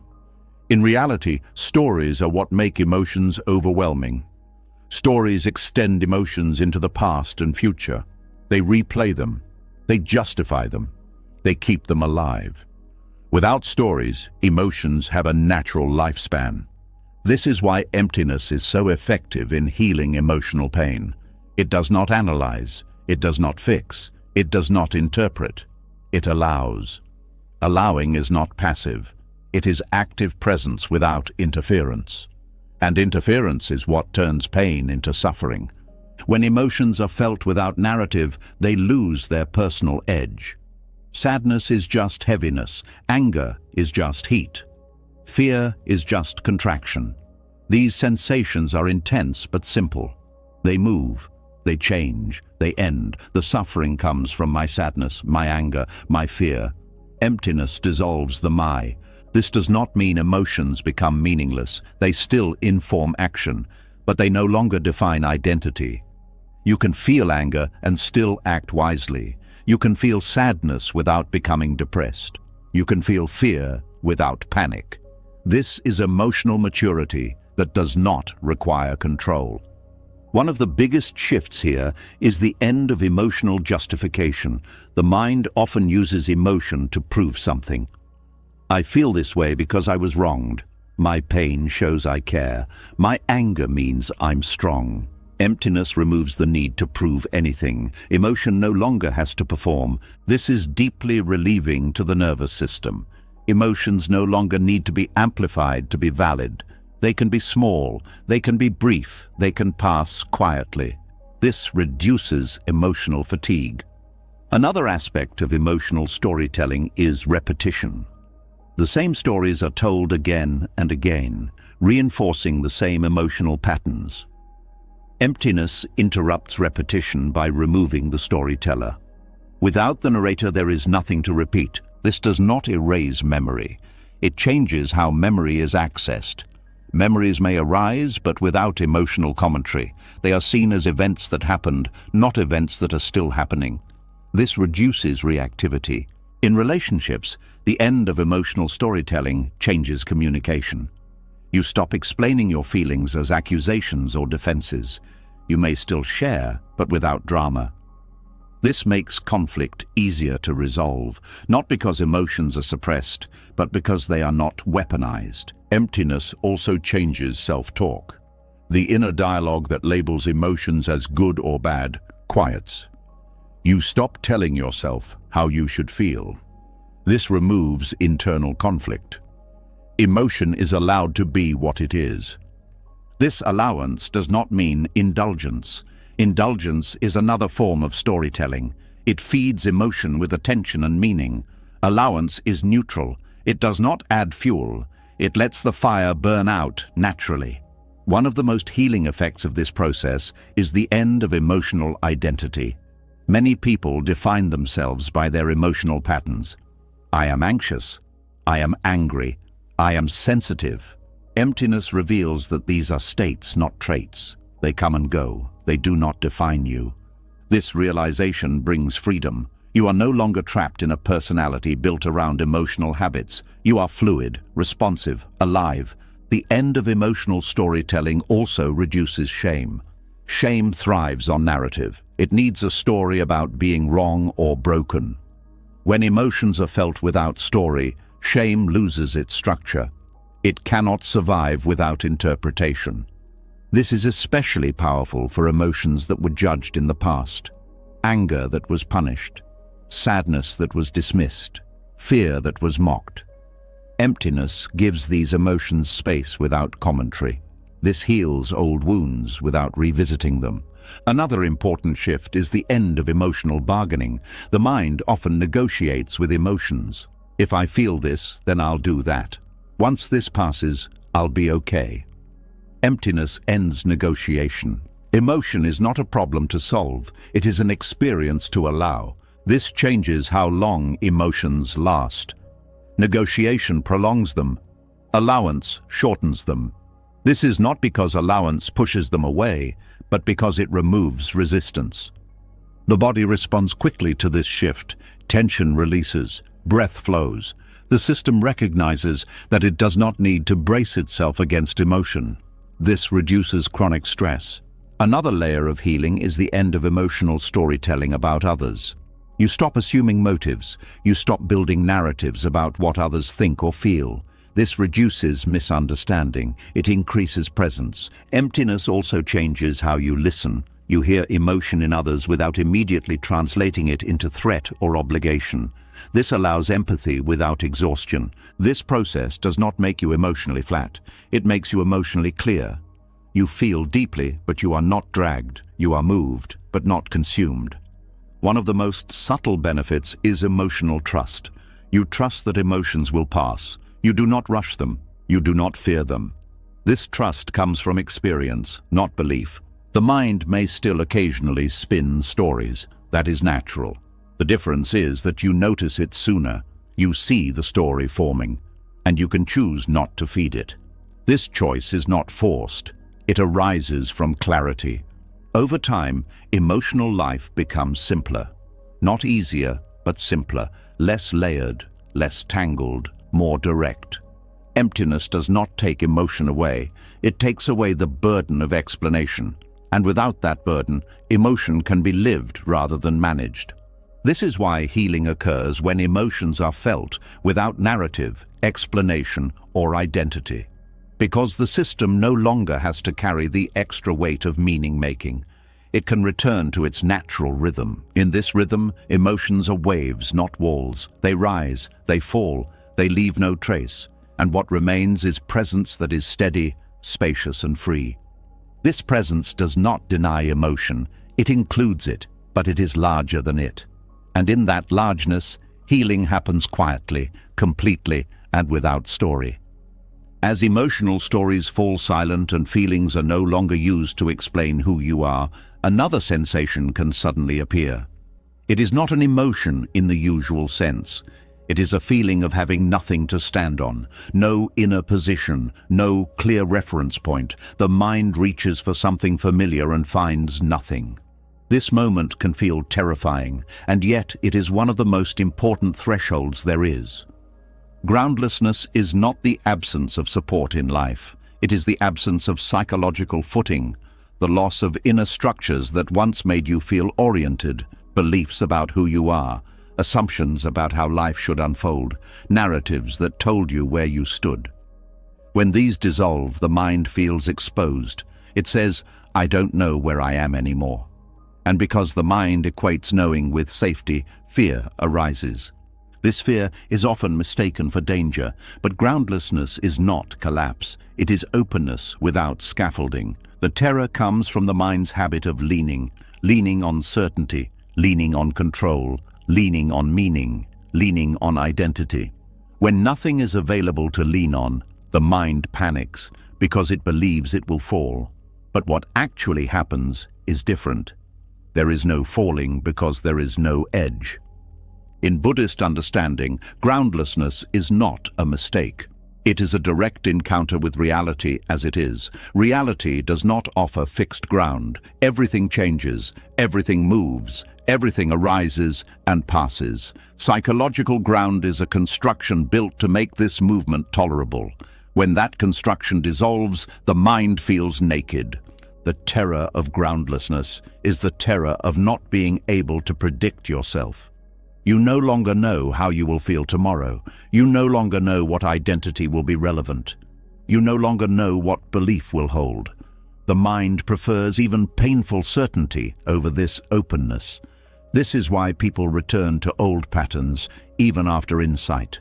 Familiar suffering feels safer than unfamiliar freedom. Groundlessness also threatens the idea of progress. Without a clear inner position, the mind cannot measure where it is. It cannot say, "I am getting better." This can feel deeply unsettling for anyone who has relied on self-development as orientation. When there is no psychological ground, there is no ladder, and without a ladder, the mind does not know how to move. But groundlessness does not mean chaos. It means responsiveness. When you are not anchored to fixed positions, you respond to what is happening rather than reacting from habit. This is a different kind of stability. Not stability from holding still, but stability from flexibility. The terror comes from misunderstanding stability. The mind believes stability means something solid underneath, a belief, a role, a self-concept. But solid things break, they crack under pressure. Groundlessness reveals a different stability, one that does not depend on anything staying the same. This is why people often feel anxiety when psychological ground drops away. Anxiety is the nervous system searching for footing. It scans for threat because threat is familiar. In the absence of threat, The system does not know how to relax. This is not because something is wrong, but because the system has not yet learned that openness can be safe. Groundlessness is often triggered by life events: loss, illness, failure, sudden change, moments where old identities stop working. These events strip away assumptions. They remove the illusion of control. And while this can feel cruel, it is also clarifying. Life shows you that what you were standing on was never solid. When groundlessness appears on the inner path, it can feel even more intense. You may feel like you are dissolving, like you no longer recognize yourself, like your old motivations no longer apply. This can bring grief. Grief for the self you thought you were. Grief for the certainty you once had. This grief is not weakness, it is honesty. The mind often tries to resolve groundlessness by rebuilding ground quickly. It grabs onto new beliefs, new spiritual identities, new philosophies, new explanations. This is natural. The mind wants relief, but every time new ground is built, it eventually dissolves too. This cycle repeats until the mind becomes exhausted with rebuilding. Exhaustion is an ally here. When the mind is too tired to construct another identity, groundlessness can be stayed with, not analyzed, not fixed, simply endured. And in this endurance, something unexpected happens. The fear does not destroy you, the openness does not swallow you, life continues. This is when the deeper freedom reveals itself. You begin to see that groundlessness does not remove functioning. You still make decisions, you still respond, you still care. What disappears is the belief that you must stand on something in order to live. True stability is not about holding a position, it is about not needing one. When you stop requiring inner certainty, you stop fighting uncertainty. This reduces friction. Life flows with less resistance. Groundlessness also ends in a rigidity. Without a fixed ground, you are less defensive. You do not need to protect an image. You do not need to defend a belief. This makes interaction lighter. Conflict loses its charge. You can listen without preparing a stance. Another hidden freedom in groundlessness is creativity. When you are not anchored to who you are, new responses become possible. You are not limited by past definitions. You can act freshly. This freshness is stability in motion. Groundlessness also exposes how much fear was generated by trying to be secure. The constant effort to feel safe creates tension. When you stop trying to secure yourself psychologically, that tension dissolves. The nervous system begins to trust adaptability rather than control. From a Buddhist view, this is closely related to impermanence. Everything changes. When you align with this truth, you stop fighting it. Groundlessness is alignment with impermanence at the psychological level. It feels terrifying because it removes the fantasy of permanence. But once that fantasy is gone, you stop being disappointed by change. The freedom concealed in groundlessness is the freedom from self-definition. You are no longer bound by past decisions or future expectations. You can respond to life as it unfolds. This responsiveness is intelligent, it is sensitive, it is not random. Groundlessness also heals shame. Shame relies on a fixed self that can be judged. When the self is seen as fluid, shame loses its anchor. You still learn from mistakes, but without self-condemnation. Another aspect of freedom here is trust. Not blind trust, but lived trust. Trust that you can meet what arises. Trust that you do not need to know everything in advance. Trust that awareness itself is sufficient. This trust grows slowly. Each time you face groundlessness and survive, confidence builds. Not confidence in identity, but confidence in presence. You learn that you can stand without standing on anything. Groundlessness also reduces fear of failure. Failure requires a fixed goal and a fixed self. When both loosen, failure becomes information rather than judgment. This encourages experimentation and honesty. In relationships, groundlessness allows authenticity. You are not performing a role. You are responding as you are. This can feel vulnerable, but it also creates real connection. Others feel your presence rather than your position. The mind may still seek ground from time to time. That is natural. The difference is that you see it happening. You do not mistake ground for truth anymore. You recognize it as a temporary support. Eventually, groundlessness stops feeling like free fall and starts feeling like standing in open space. There is no pressure from below, no need to brace. You are supported by nothing, and yet you are not unsupported. This paradox is central. True stability does not come from certainty. It comes from adaptability, from being at ease with not knowing, from trusting the movement of life rather than resisting it. The terror of groundlessness hides this truth because the mind equates safety with solidity, but solidity is fragile, openness is resilient. When you no longer require psychological footing, life stops feeling like a test. You stop trying to get it right. You live it.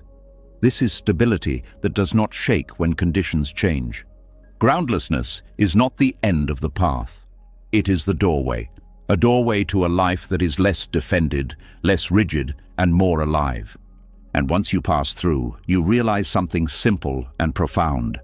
You were never meant to stand on something. You were meant to move with everything. As the mind learns to stand without footing and discovers that openness does not destroy it, another challenge quietly takes shape. It is not fear this time. It is not panic. It is a dull, unsettling sense that something important has drained away. The drive that once pushed you forward fades, and what replaces it feels empty in a way that does not yet feel free. This is the phase where many turn back, believing something has gone wrong. When familiar goals lose their pull, the mind often labels the experience as meaninglessness. Purpose used to organize life. It gave direction, urgency, and identity. You knew what you were moving toward. You knew why you woke up in the morning. When emptiness deepens, these structures dissolve, not violently, but quietly. And quiet dissolutions are easy to misinterpret. Meaninglessness is frightening because it feels like stagnation. The mind says, if nothing matters, why do anything? This thought can feel heavy, draining, almost depressive, but this is not the end state. It is a transition. Meaning is dissolving because it was built on assumptions that no longer hold. Most meaning is borrowed. It comes from culture, family, achievement, comparison, and expectation. You were taught what should matter long before you had the chance to discover what actually does. Emptiness strips away borrowed meaning first. This creates a vacuum, and the mind assumes the vacuum is permanent. The problem is not that life has no meaning. The problem is that the old meaning was conditional. It depended on outcomes, on becoming, on arriving somewhere. When emptiness removes the sense of a separate self striving toward a future, those conditions collapse. Meaning based on I will be someone no longer works. This collapse can feel bleak. You may still function, but without enthusiasm. You may go through motions without conviction. The mind worries that this flatness is the price of awakening. It is not. It is simply the nervous system adjusting to the absence of familiar motivation. Purpose was often fueled by lack. You move forward because something felt missing. When emptiness reveals that nothing is missing in the way you thought, the fuel disappears. But the mind has not yet discovered a new source of movement, so it calls the pause meaningless. This is similar to what happens when someone leaves a long-held belief system. At first, there is confusion. Old answers no longer satisfy, but new understanding has not yet matured. The space between beliefs feels empty and unsettling. Emptiness works the same way, but at a deeper level. Wisdom does not arrive fully formed. It grows out of not knowing. But modern culture rarely respects not knowing. It pushes for answers, clarity, direction. So when emptiness introduces ambiguity, the mind judges it harshly. The feeling of meaninglessness is often intensified by comparison. Others seem driven. Others seem passionate. You may wonder why you feel detached. This comparison is painful because it assumes something is wrong. But what is happening is a reorganization of values at the deepest level. When purpose dissolves, the ego loses one of its main supports. Purpose gave the ego relevance. I am the one doing this. I matter because of my mission. Without that narrative, the ego feels erased. It interprets this erasure as emptiness without value. But there is a difference between meaninglessness and meaning-free. Meaninglessness is the belief that nothing matters. Meaning-free is the experience of life without imposed significance.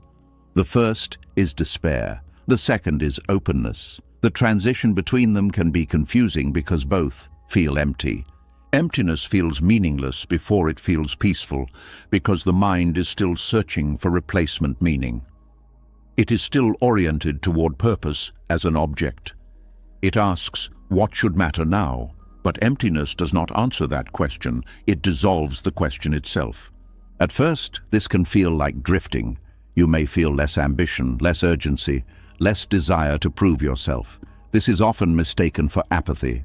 But apathy is numbness. This is different. Sensitivity remains, care remains. What fades is compulsive striving. Another reason this phase feels difficult is that many people tie their identity to contribution.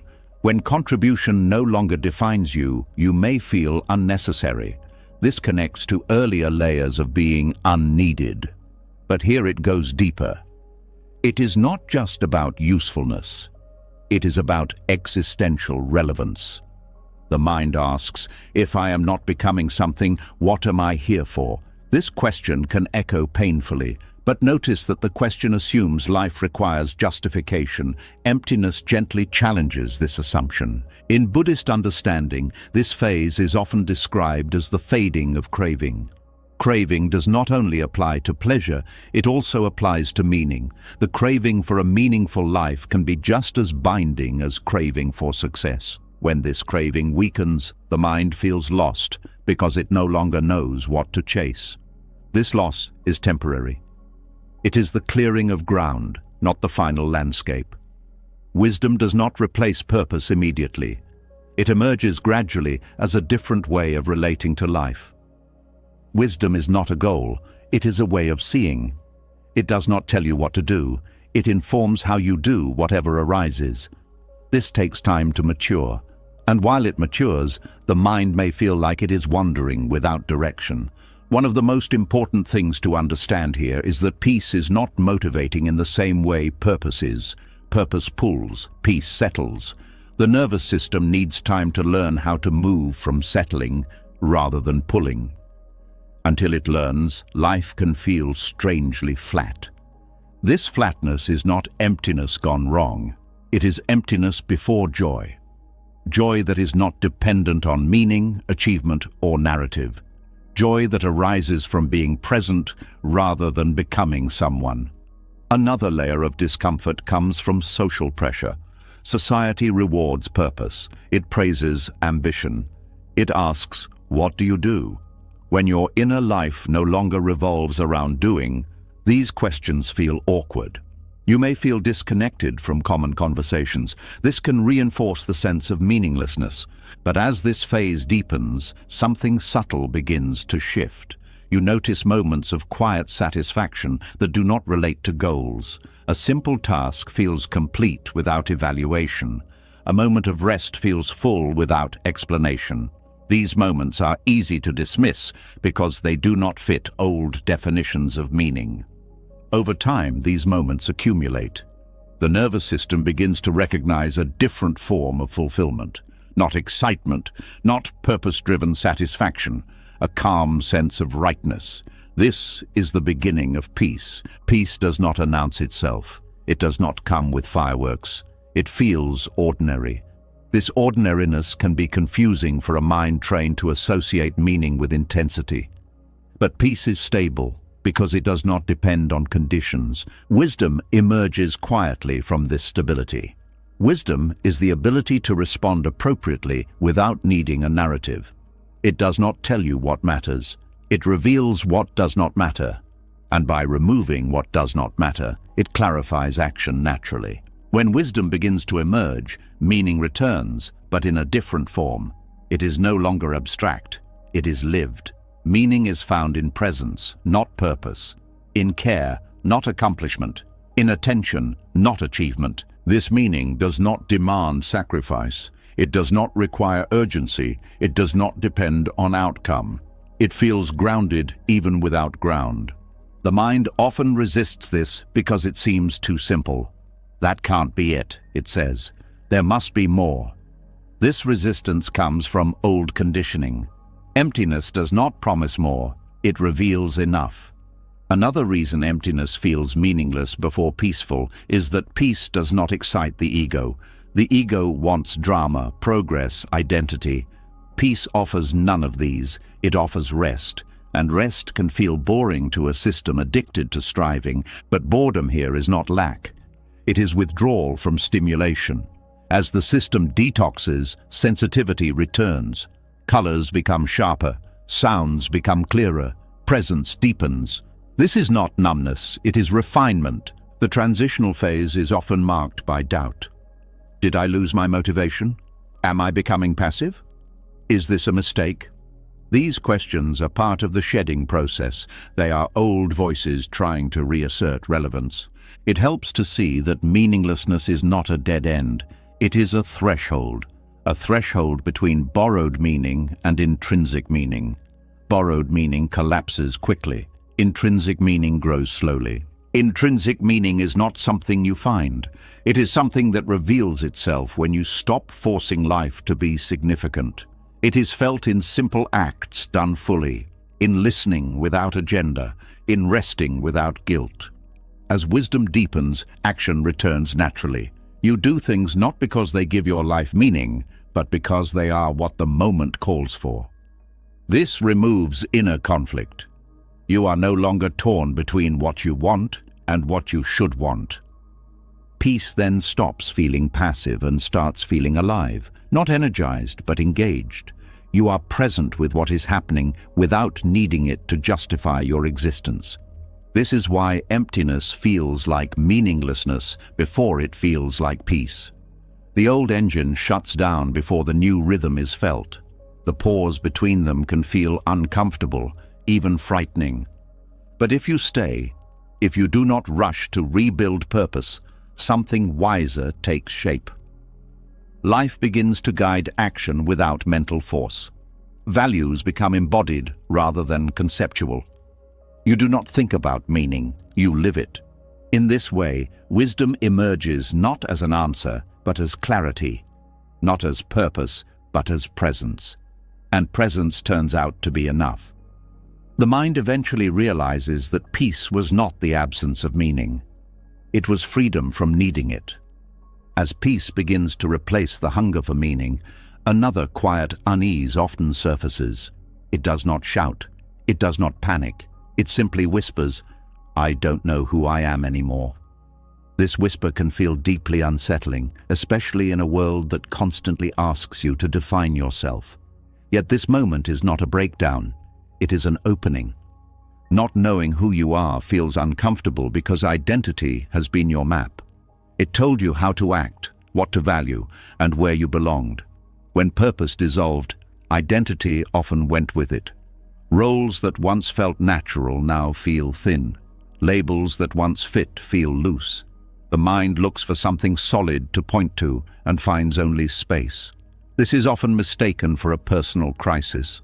Identity confusion is usually framed as something to fix quickly. Choose a direction, pick a label, commit to a version of yourself. But this urgency comes from fear, not wisdom. The fear that without an identity, you will disappear. The fear that others will not know how to relate to you. The fear that life requires a clear definition to function. What is rarely acknowledged is that identity has always been provisional. It changed with age, context, relationships, and circumstances.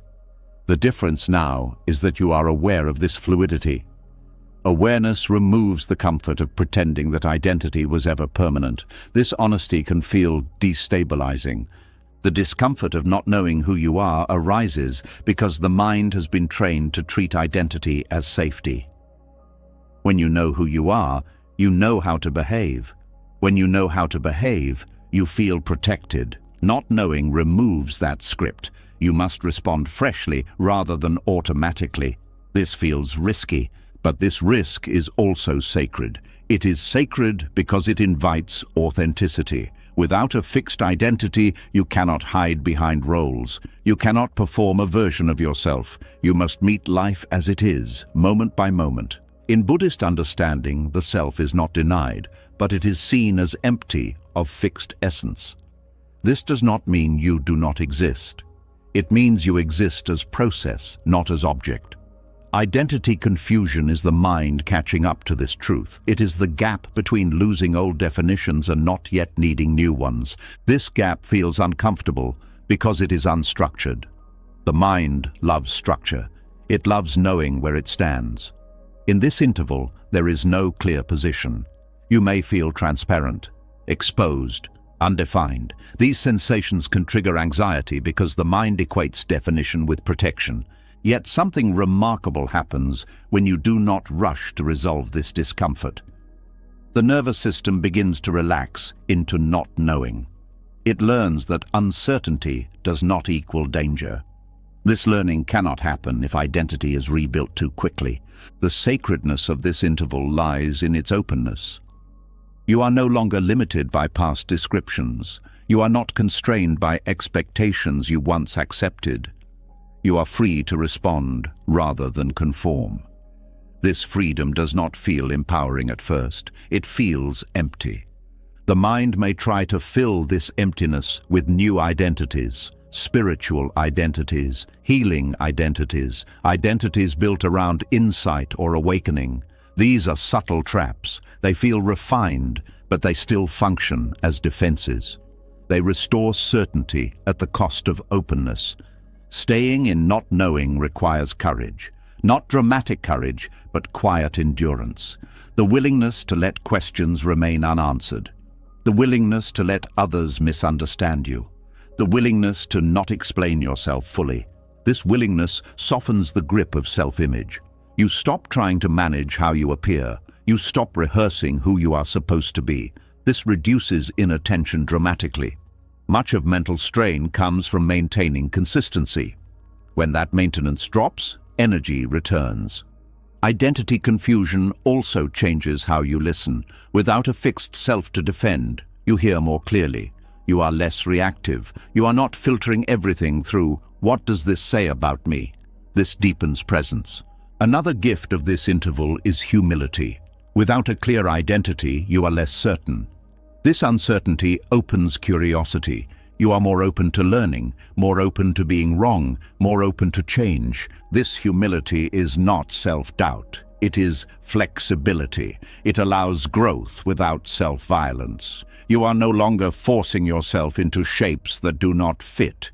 The discomfort can still be intense, especially in social situations.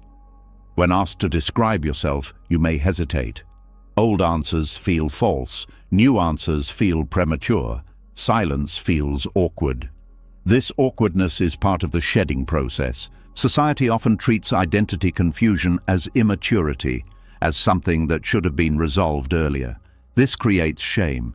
But from a contemplative perspective, this confusion is a sign of depth. It means you are no longer satisfied with surface definitions. Identity confusion also reveals how much of your sense of self came from contrast. You knew who you were by knowing who you were not. Emptiness dissolves this contrast. Without comparison, identity loses shape. This loss of shape allows compassion to grow. When you no longer define yourself rigidly, you stop defining others rigidly. You see people as processes, not categories. This softens judgment. The sacred interval of not knowing also heals perfectionism. Perfectionism relies on a fixed ideal self. When identity is fluid, ideals lose authority. You stop measuring yourself against imaginary standards. This does not mean you stop caring. It means care becomes contextual rather than absolute. You respond to what is needed rather than what fits an image. Another subtle shift occurs around memory. You stop using the past as a reference point for who you are. Memories remain, but they are no longer evidence. This frees you from repeating old roles. Future planning also changes. You still plan, but without using plans to define yourself. Plans become practical rather than existential. This reduces anxiety about getting life right. The sacredness of this interval is often overlooked because it does not look productive. Nothing is being built, nothing is being achieved, but something essential is happening. The system is recalibrating. Identity confusion is like soil resting between crops. It looks empty, but it is restoring nutrients. If you rush to plant something new too quickly, the soil weakens. If you allow rest, future growth is healthier. This interval also reveals how much identity was tied to pain. Many people unknowingly organize their sense of self around wounds. I am the one who suffered. I am the one who survived. When identity loosens, these stories lose centrality. This can feel like losing legitimacy, but it also frees energy. Not knowing who you are allows pain to be part of experience rather than the core of identity. This is deeply healing. There is also a quiet joy hidden here. Without a fixed identity, moments are experienced more directly.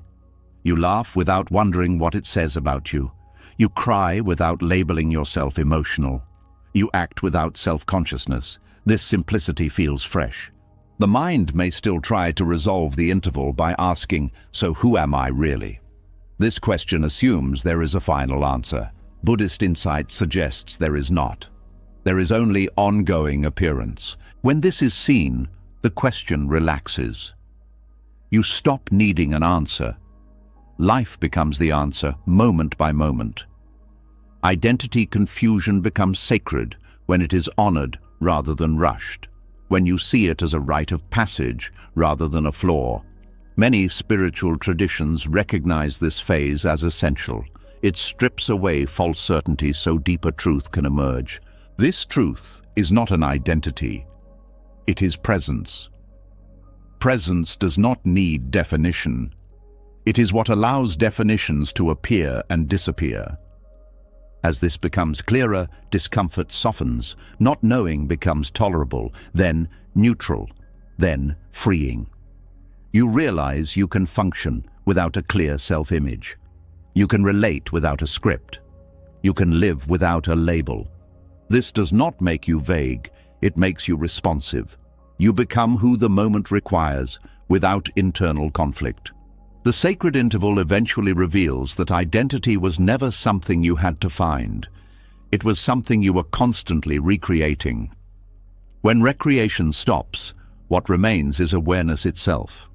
This awareness is not confused. It does not ask who it is. It simply is. And resting here, even briefly, brings a deep sense of relief. The discomfort of not knowing who you are fades when you see that not knowing is not absence, it is openness, it is life before it is named, and in that unnamed space, something essential is finally allowed to breathe. As the need to define yourself loosens and identity no longer demands an answer, another habit quietly loses its fuel.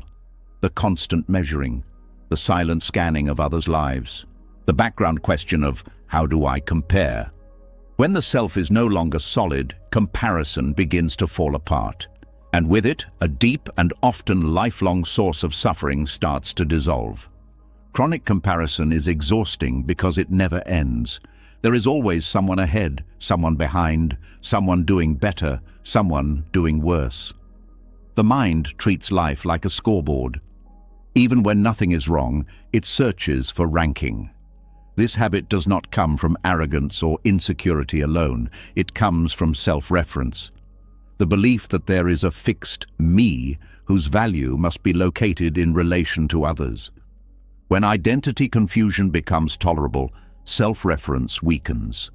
You are no longer constantly asking, who am I? And because of that, the next question, how do I measure up, loses urgency. Comparison needs a stable self to compare.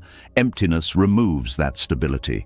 Envy is not about wanting what others have. It is about wanting to be someone else. It arises when the mind believes identity is limited.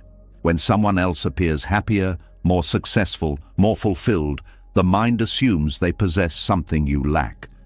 This assumption depends on the idea that happiness, success, or worth are objects that can be owned.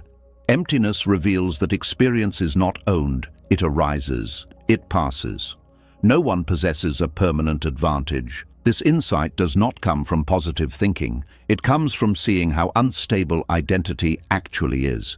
Chronic comparison is reinforced by stories. Stories about progress, stories about timelines, stories about where you should be by now. These stories are internalized early and rarely questioned.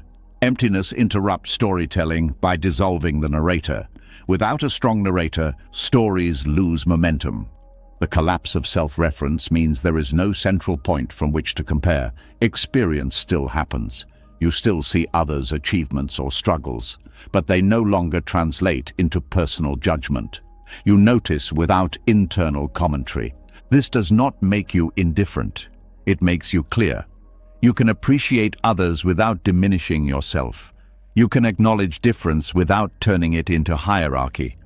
One of the most painful aspects of comparison is inadequacy. The sense that you are behind, that you missed something, that others figured life out and you did not.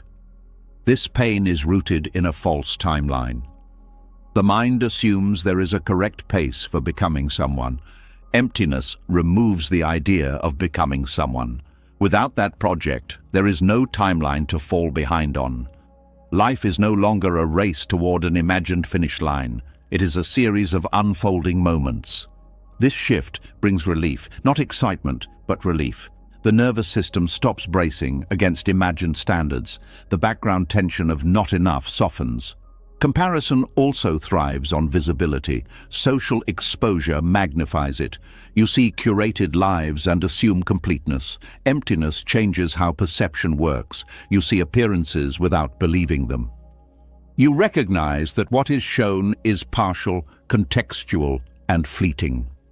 More importantly, you stop using others as mirrors.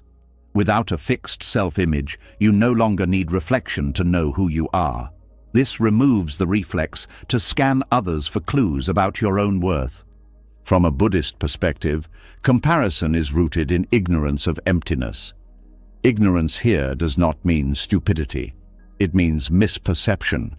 The belief that there is a separate self that can be improved, ranked, or perfected. When this belief collapses, comparison collapses with it. This collapse is not an act of will. You cannot decide to stop comparing. Trying to stop comparison is just another comparison. Emptiness works because it removes the structure that comparison depends on. Another important aspect is the end of internal competition. Many people compete with themselves constantly. They compare their present self to an imagined ideal. This internal comparison is just as draining as external comparison. When self-reference dissolves, the ideal self loses authority. You no longer measure yourself against who you think you should be. This reduces self-criticism dramatically. The end of chronic comparison also changes motivation. Without comparison, you may fear losing drive, but what actually happens is a shift in energy. Motivation becomes intrinsic. You do things because they matter to the moment, not because they improve your rank. This intrinsic motivation is sustainable. It does not depend on outperforming others. It does not require constant validation. It feels quieter, but more stable. Emptiness also heals comparison by revealing shared humanity.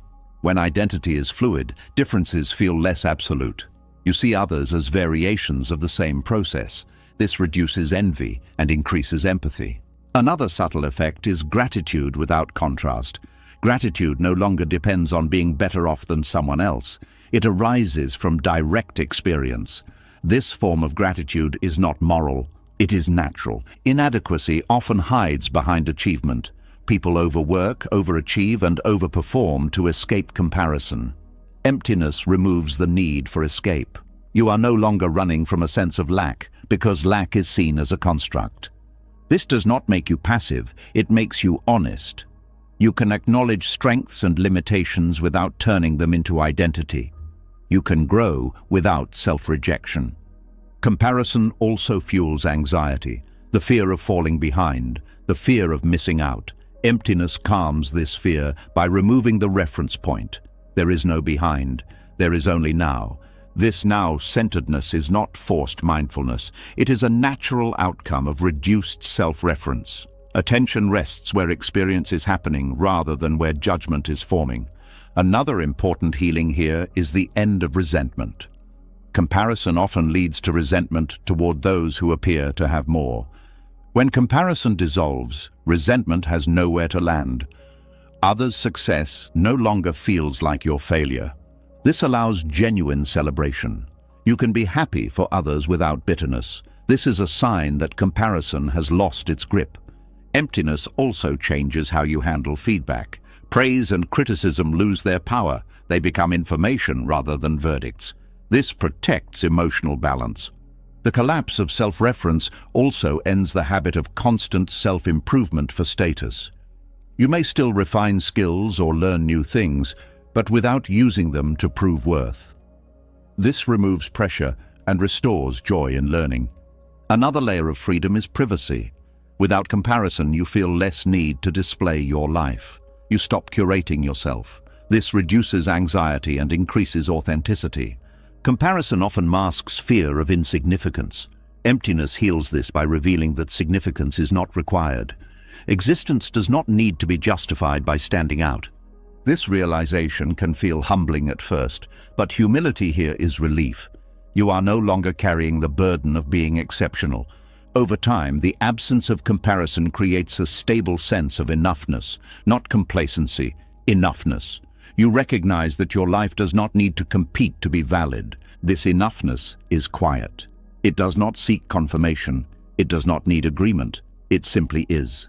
The end of chronic comparison also changes how you experience success. Success becomes situational rather than personal. You succeed at a task, not at being someone. This reduces attachment and fear of loss. Failure also changes. Without comparison, failure is not humiliation. It is feedback. This encourages resilience. Emptiness as the cure for comparison works because it removes the measuring stick. Without a stick, nothing is tall or short. Things simply are. This does not flatten life, it clarifies it. Differences remain, but hierarchy dissolves. Diversity is seen without ranking. As self-reference continues to dissolve, envy becomes rare. When it does appear, it is noticed quickly and allowed to pass without judgment. It no longer defines you. Inadequacy fades because there is no longer an imagined standard to fail. You are no longer comparing a real life to an idealized one. The freedom here is subtle but profound. You stop living against others. You start living with life. Emptiness does not make you superior to comparison. It makes comparison irrelevant. And in that irrelevance, a deep peace takes root. You realize that you were never behind. You were never ahead. You were always here, and here turns out to be enough. As comparison fades and you stop measuring your life against others, something even more basic begins to quiet down. The constant reaching, the inner leaning toward more, the quiet itch that says, not yet. You may notice moments where the wanting simply stops, not because you forced it, but because it has nothing left to grab. And in that stopping, a different kind of happiness becomes visible. Desire is often treated as life's engine. People say desire is what keeps you moving, what gives you ambition, what makes you human. But much of what is called desire is not aliveness, it is restlessness. It is the mind's habit of using the future to escape the present. Desire says, when I get that, I'll finally feel okay. It promises relief, not just pleasure, and that promise is why it has so much power. When emptiness deepens, the mind begins to see this pattern clearly. It notices that the thrill of getting what you want is brief. The mind then quickly creates a new want. The satisfaction does not last because the mechanism is not designed to end. Desire keeps itself alive by continuously moving the finish line. This is why wanting can feel like hunger even when your life is full. You can have relationships, stability, comfort, and still feel something missing. That missing feeling is not always about your circumstances. It is the habit of wanting itself. The mind has learned to interpret openness as lack. So when there is space, it fills it with desire. Emptiness changes this by showing you the difference between true needs and compulsive wanting. Needs are simple. They arise, they are met, they settle. Wanting is endless. It feeds on fantasy. It is rarely satisfied because it does not want the object. It wants the feeling it believes the object will create. This is where desire begins to fall silent. You start noticing the moment before wanting forms, a subtle tightening, a leaning, a story about the future. When you see this early, you are no longer fully captured. The wanting may still arise, but it is not authoritative. It becomes a movement in awareness rather than a command. Desire falls silent not by suppression, but by exposure. When you see how it works, it loses its charm. It is like seeing the strings behind a magic trick. The trick may still be performed, but it no longer hypnotizes you. This shift can feel strange at first. If desire has been your main motivator, its quieting can feel like emptiness in the negative sense. You may worry you will lose interest in life, but what actually happens is a purification of motivation. Compulsive wanting fades and natural preferences remain. Preferences are different from craving. Preferences are light. You like something, you choose it, you enjoy it, and you can let it go.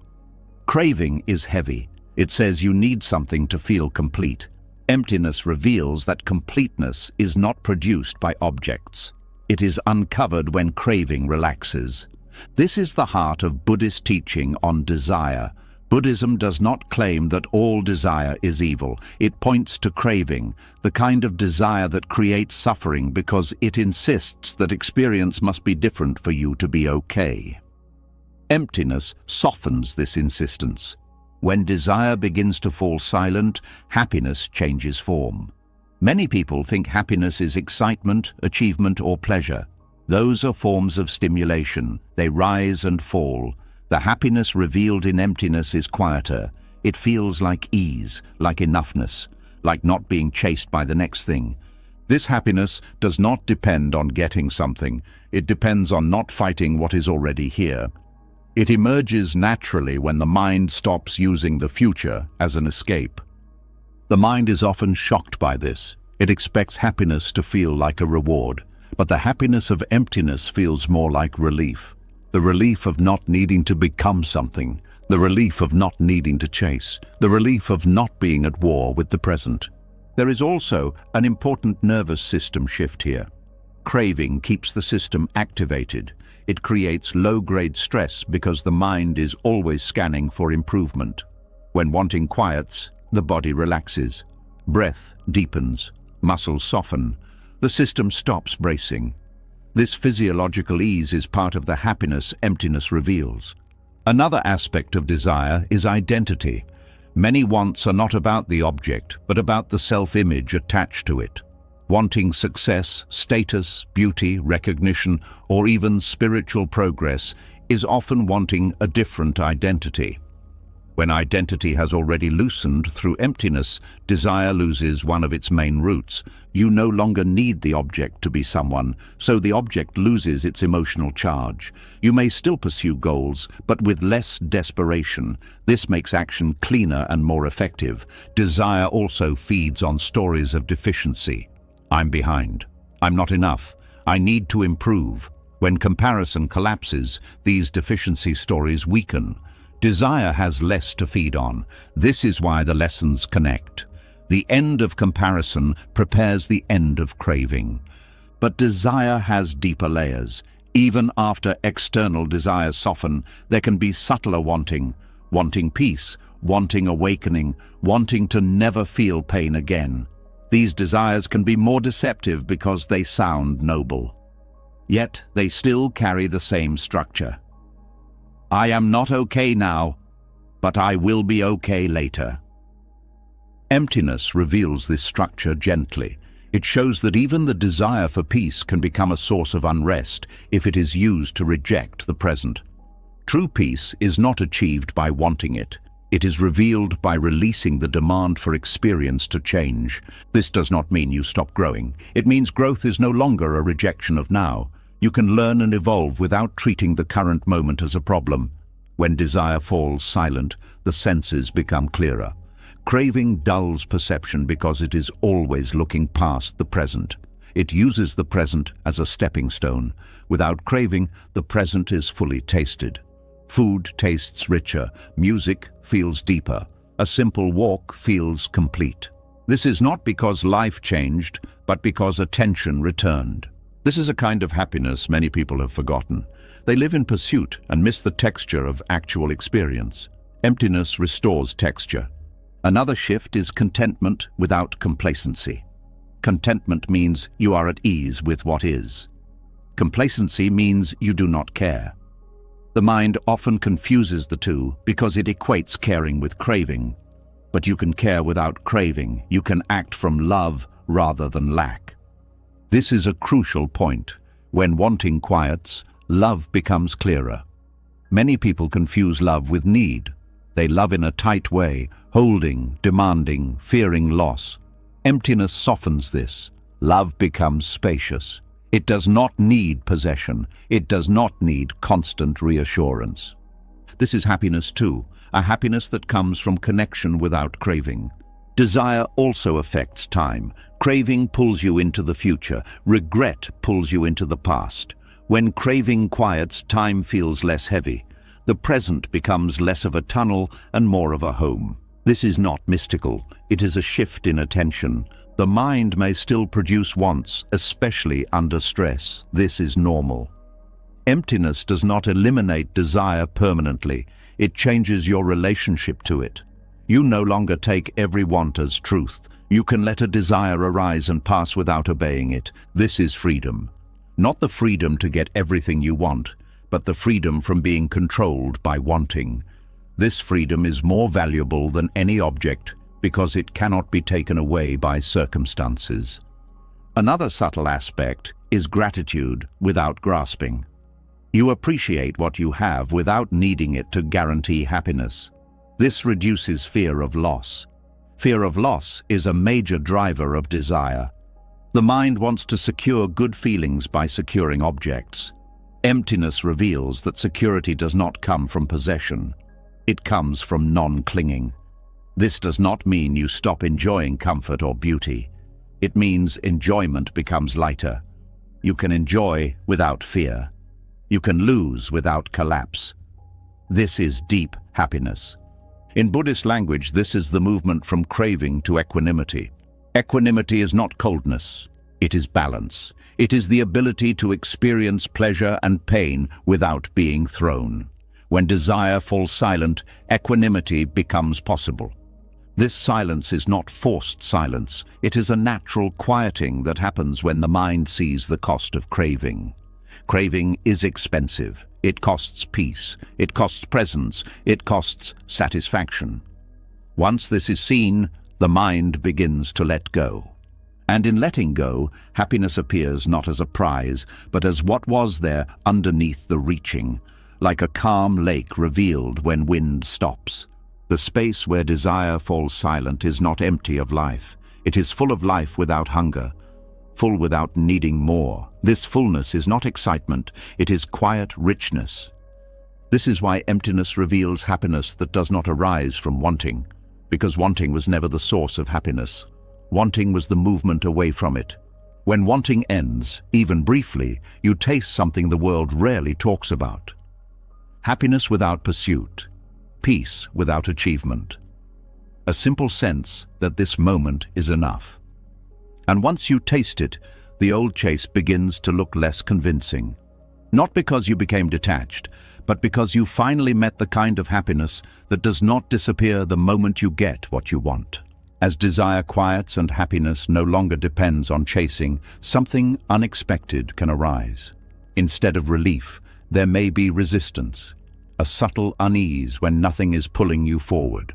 A discomfort when there is nothing to fix, nothing to want, nothing to pursue. You finally have space to rest, and the mind does not trust it. The mind fears rest more than pain because pain is familiar. Pain gives the self something to hold on to. It provides structure, identity, and movement. Rest removes all three.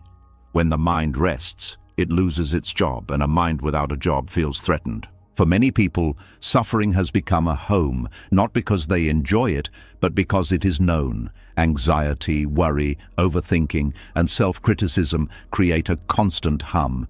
That hum defines the sense of self. I am the one who struggles. I am the one who worries. I am the one who tries. When rest appears, this identity has nowhere to stand. Stillness feels dangerous because it interrupts habitual suffering patterns. These patterns are not random.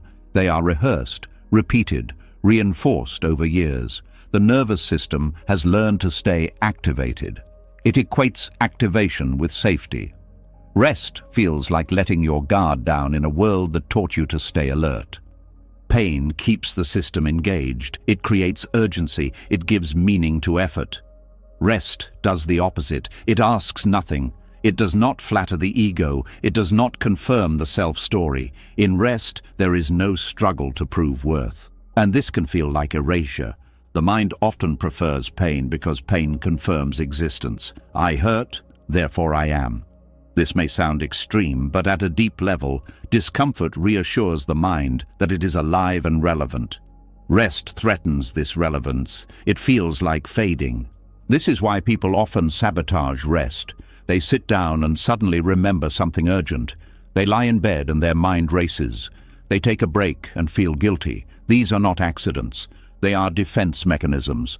The mind is protecting its identity.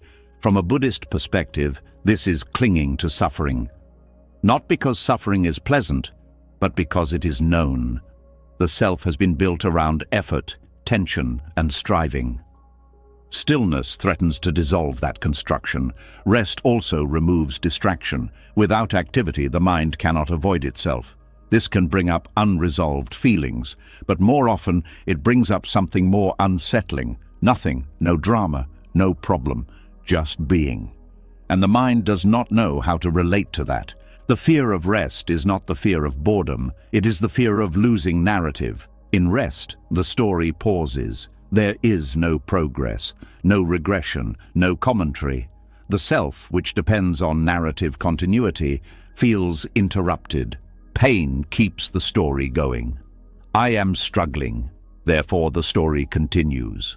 Rest pauses the story, and a paused story feels like an ending to the mind, even when it is not.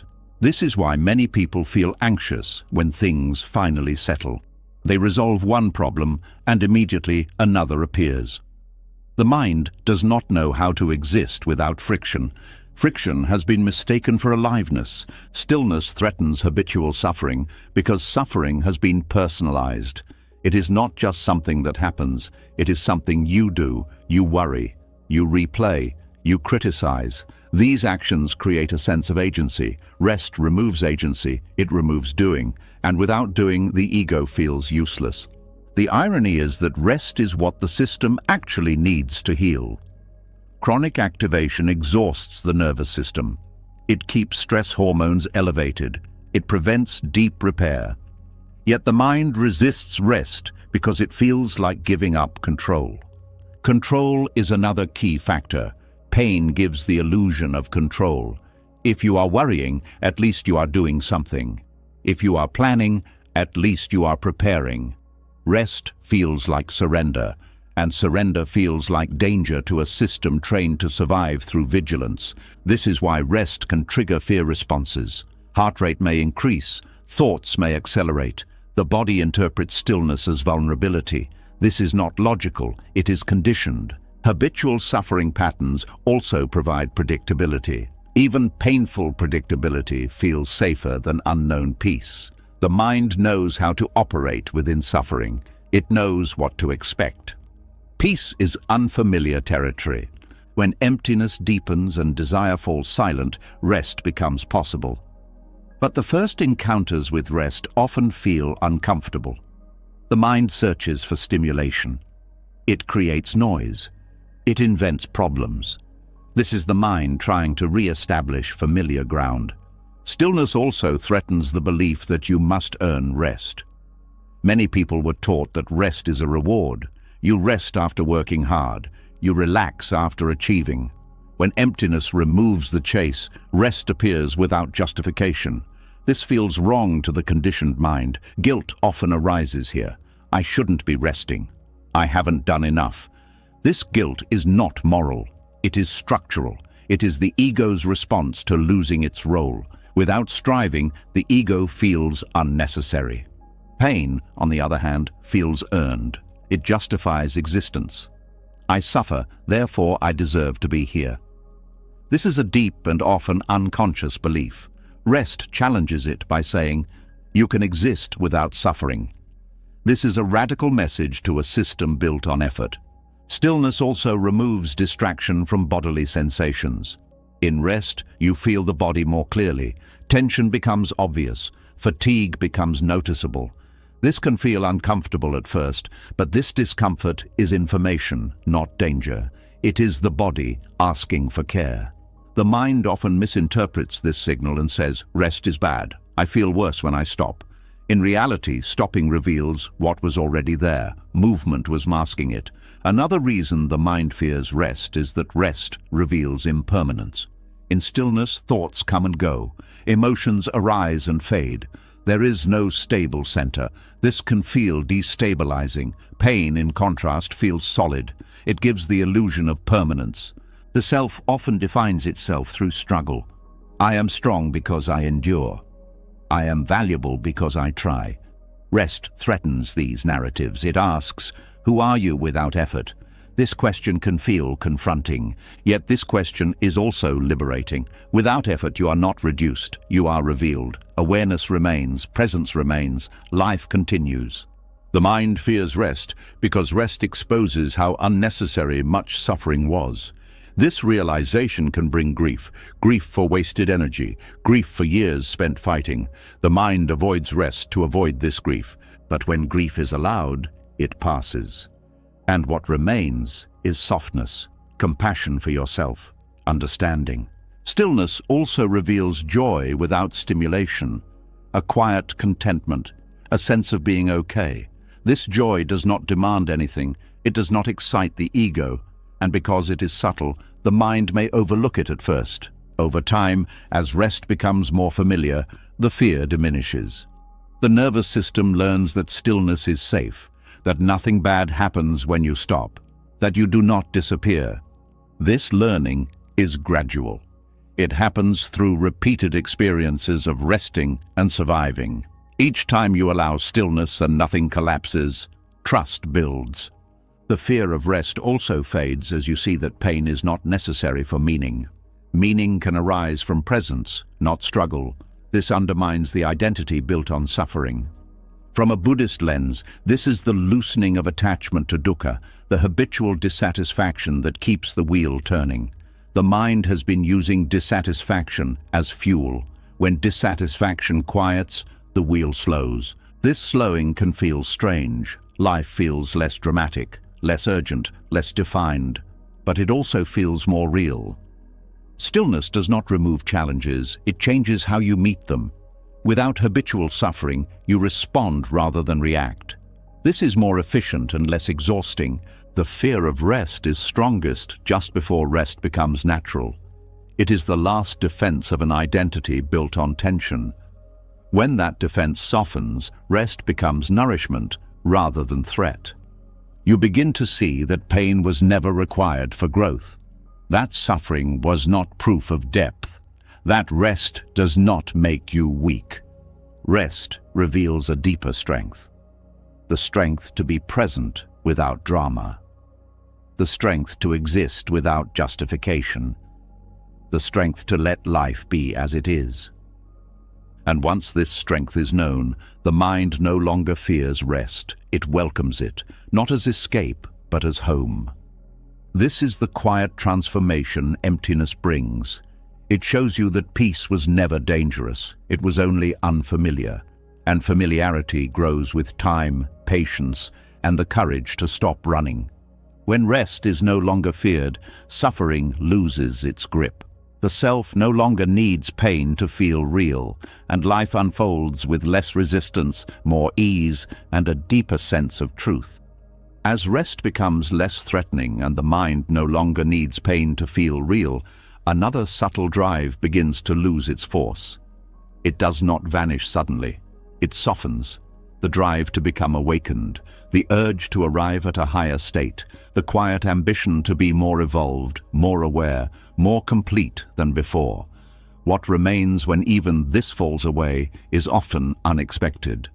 Spiritual ambition usually begins with sincerity, a genuine wish to be free from suffering, a longing for truth, a desire to live with clarity and peace. But over time, this sincerity can quietly turn into striving. Awakening becomes a future achievement. Insight becomes something to accumulate. Practice becomes a way to improve the self. And without noticing, the ego finds a new job. The ego does not disappear when you turn toward spirituality. It adapts. It takes on refined language. It learns new values. It replaces worldly success with spiritual success. Instead of chasing money or status, it chases enlightenment, purity, or depth. The structure is the same, only the object changes. Emptiness begins to dismantle this structure gently. It reveals that spiritual ambition carries the same tension as any other ambition, the same sense of lack, the same postponement of peace. I will be okay once I awaken. I will rest once I understand. This keeps awakening safely out of reach, always in the future. This is why many people feel restless even after years of practice. They have insight, discipline, and knowledge, yet something still feels incomplete. The incompleteness is not a failure. It is the signal that striving has reached its limit. When emptiness deepens, the question, "How do I awaken?" begins to feel strange. Not because it is wrong, but because it assumes awakening is not already present. The mind starts to see that every effort to reach awakening is happening within awareness itself. Nothing is outside it. This realization does not come as a dramatic insight. It often arrives as fatigue, a weariness with seeking, a sense that chasing clarity is creating tension rather than dissolving it. This weariness is not apathy. It is wisdom beginning to emerge. Spiritual ambition relies on comparison, comparing your state to an imagined ideal, comparing your insight to others, comparing your calm to someone else's depth. Emptiness collapses comparison by collapsing self-reference. Without a solid self, there is no one to advance or lag behind. This collapse can feel disorienting. You may wonder if you are losing direction, if you are becoming complacent. But what is actually happening is a shift from effort-based awakening to recognition-based awakening. Recognition does not strive. It notices. It sees that awareness is already here, already open, already functioning. Nothing needs to be added. Nothing needs to be removed. The practices that once felt essential become optional supports rather than ladders. This does not mean practice stops. It means practice changes character. It is no longer driven by ambition. It becomes an expression of curiosity, care, or enjoyment. Meditation is no longer a means to an end. It is simply sitting. Inquiry is no longer about reaching an answer. It is about staying honest. The end of spiritual ambition also ends spiritual anxiety. The fear of doing it wrong, the worry about stagnation, the concern about missing something.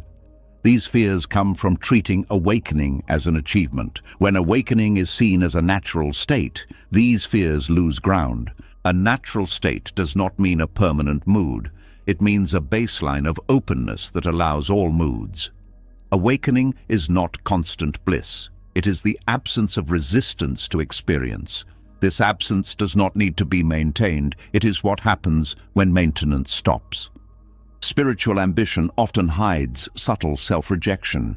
I am not awake enough. I am still too reactive. I should be further along. These thoughts keep the self at the center. Emptiness removes this center. Without a center, self-judgment has nowhere to land. This is deeply relieving.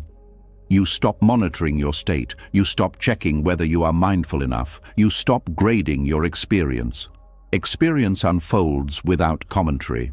Another aspect of spiritual ambition is control, the wish to control inner states, to maintain calm, to eliminate fear, to stabilize insight. Emptiness reveals that control is unnecessary and impossible.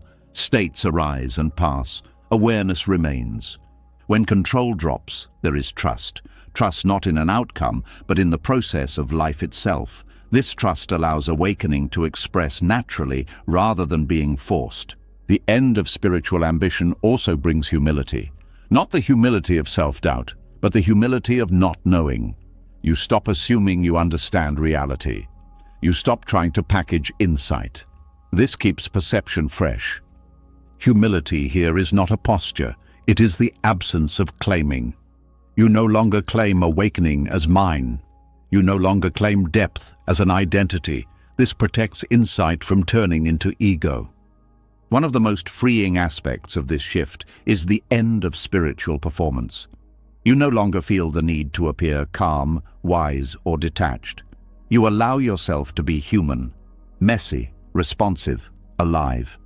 This honesty deepens authenticity. Awakening as a natural state includes everything: confusion, clarity, joy, sadness. None of these threaten it. Spiritual ambition tries to curate experience. Emptiness allows it. This allowance reveals that awakening was never about escaping life. It was about fully inhabiting it without resistance. This does not look special. It looks ordinary. The mind may resist this ordinariness. It may feel disappointed. Is this it? This disappointment comes from expectation. Emptiness dissolves expectation by revealing that truth does not need to impress. Another important shift is the end of seeking validation through spirituality. You no longer need others to confirm your insight. You no longer measure progress through recognition. This reduces subtle competition and isolation. Spiritual ambition can also create separation. You feel different, apart, more aware than others. Emptiness dissolves this separation. You see that awareness is not personal, it is shared. This brings quiet compassion. When awakening is no longer a goal, action becomes simpler. You respond to situations without referencing a spiritual ideal. You help when help is needed. You rest when rest is needed. There is no internal commentary about what an awakened person should do. This simplicity is powerful. It removes inner conflict. You are no longer divided between who you are and who you think you should be.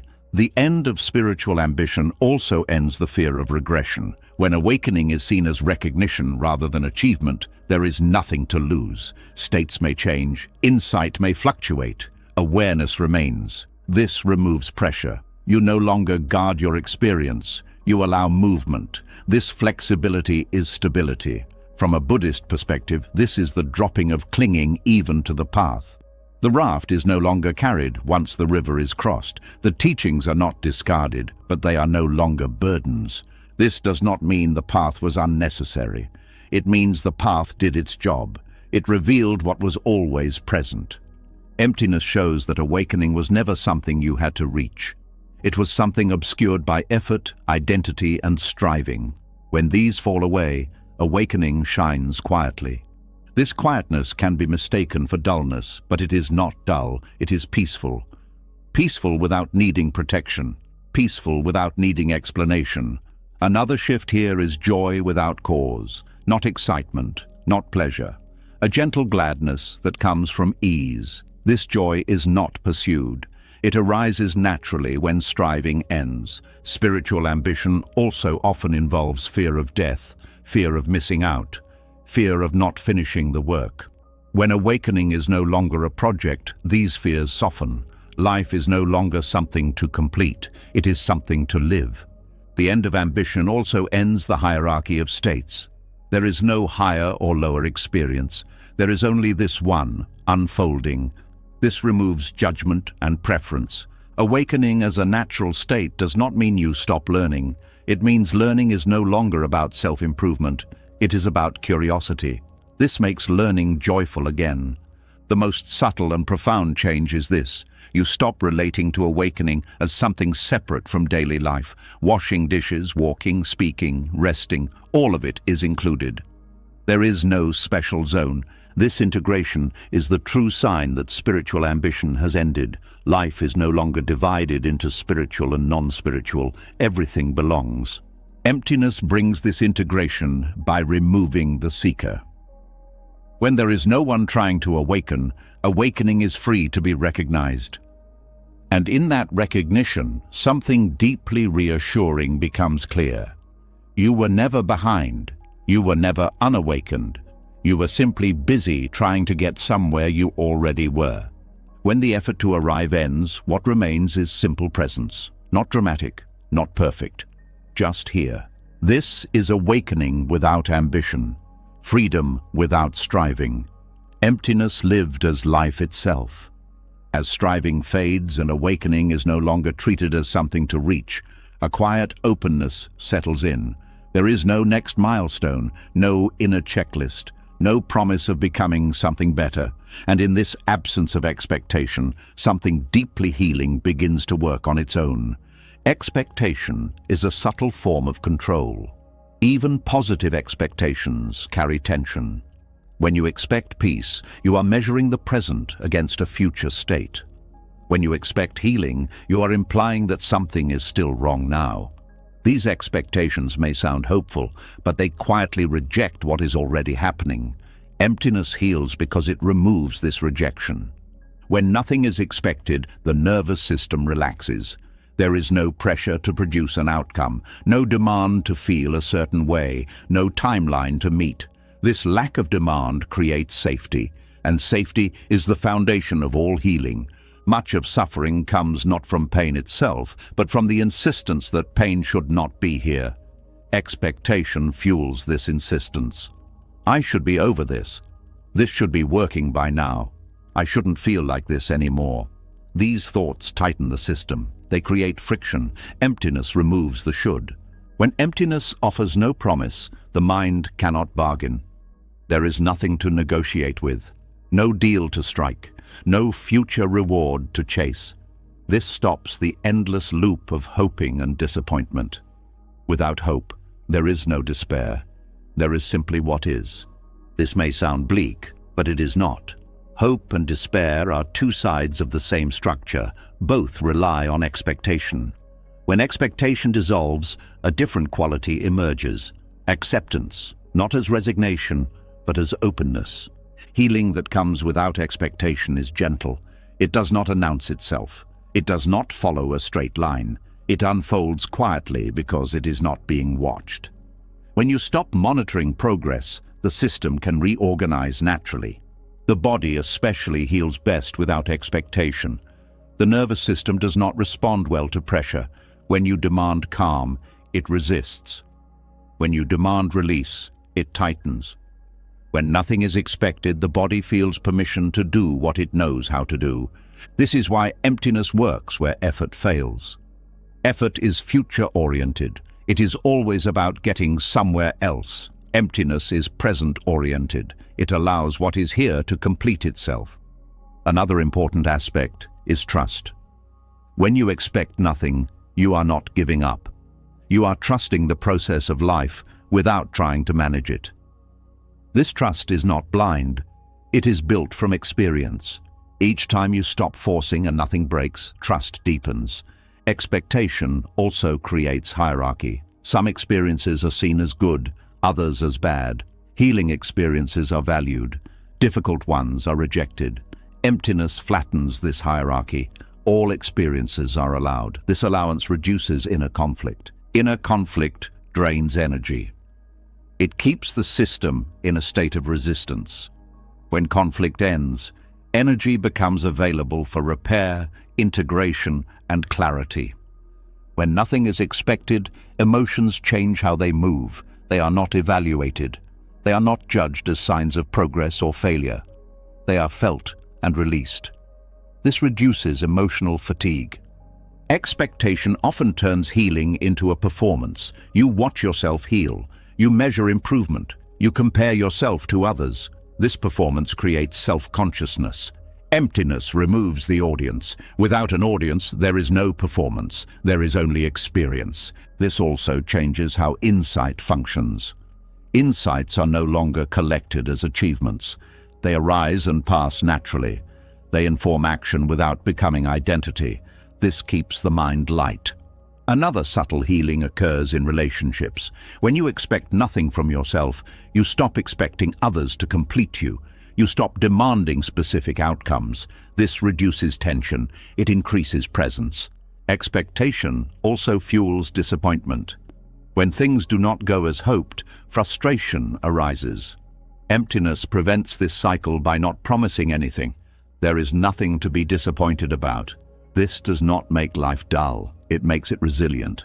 Resilience does not come from positive outcomes. It comes from flexibility. When you are not attached to a particular result, you adapt more easily. Emptiness cultivates this adaptability. One of the deepest healings here is the end of self-surveillance. You stop watching yourself to see if you are okay. This watching keeps anxiety alive. When it stops, the mind settles. The healing that comes when nothing is expected is also honest. It does not bypass pain. It does not promise relief. It simply allows truth. And truth, when allowed, tends to heal.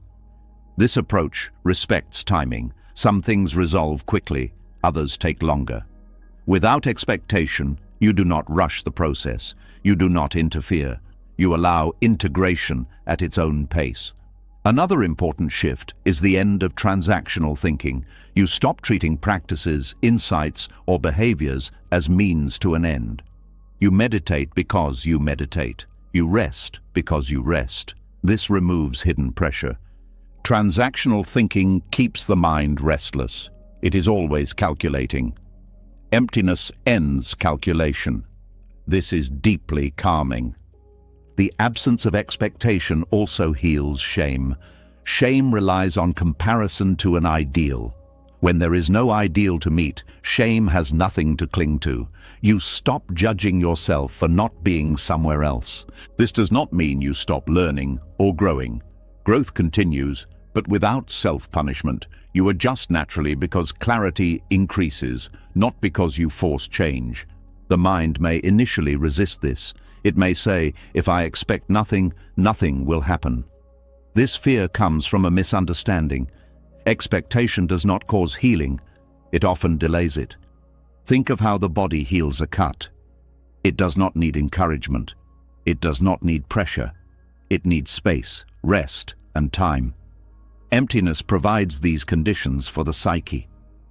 Another aspect of this healing is simplicity. Without expectation, life feels simpler. Decisions are made based on what is appropriate now, not on long-term identity goals. This reduces overwhelm. The mind also becomes less future-focused. Anxiety decreases because anxiety feeds on imagined outcomes. When you stop expecting, the future loses its grip. Attention returns to the present. This present-centeredness is not forced mindfulness. It is a natural consequence of letting go of outcomes. You are here because there is nowhere else you need to be. The healing that comes without expectation also changes how you relate to setbacks. There are no setbacks if there is no destination. There are only movements. This perspective reduces discouragement. Another subtle benefit is patience. Not forced patience, but natural patience. When you are not waiting for something, time feels different. Moments are complete in themselves. This completeness is healing. It counters the sense of lack that drives so much suffering. You realize that you are not incomplete while waiting to become complete. Emptiness offers no reward, and this is its greatest gift. Rewards create attachment. Attachment creates fear of loss. Without reward, there is nothing to lose. This does not make life empty of joy. It makes joy freer. Joy arises without expectation and fades without clinging. This fluidity prevents suffering. The absence of promise also prevents spiritual bypassing. You cannot use emptiness to avoid life. There is no promise of escape. You must meet experience as it is. This honesty is grounding.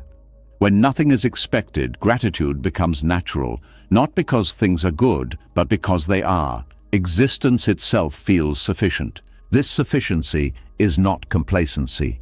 It is contentment. Contentment does not stop action, it stops struggle.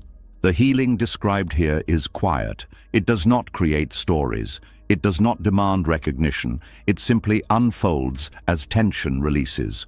Over time, you may notice that problems resolve themselves without your involvement. Or they lose their emotional charge, even if they remain. This is because resistance has ended. The mind eventually learns that emptiness is not withholding something, it is offering freedom from demand. This freedom is deeply soothing.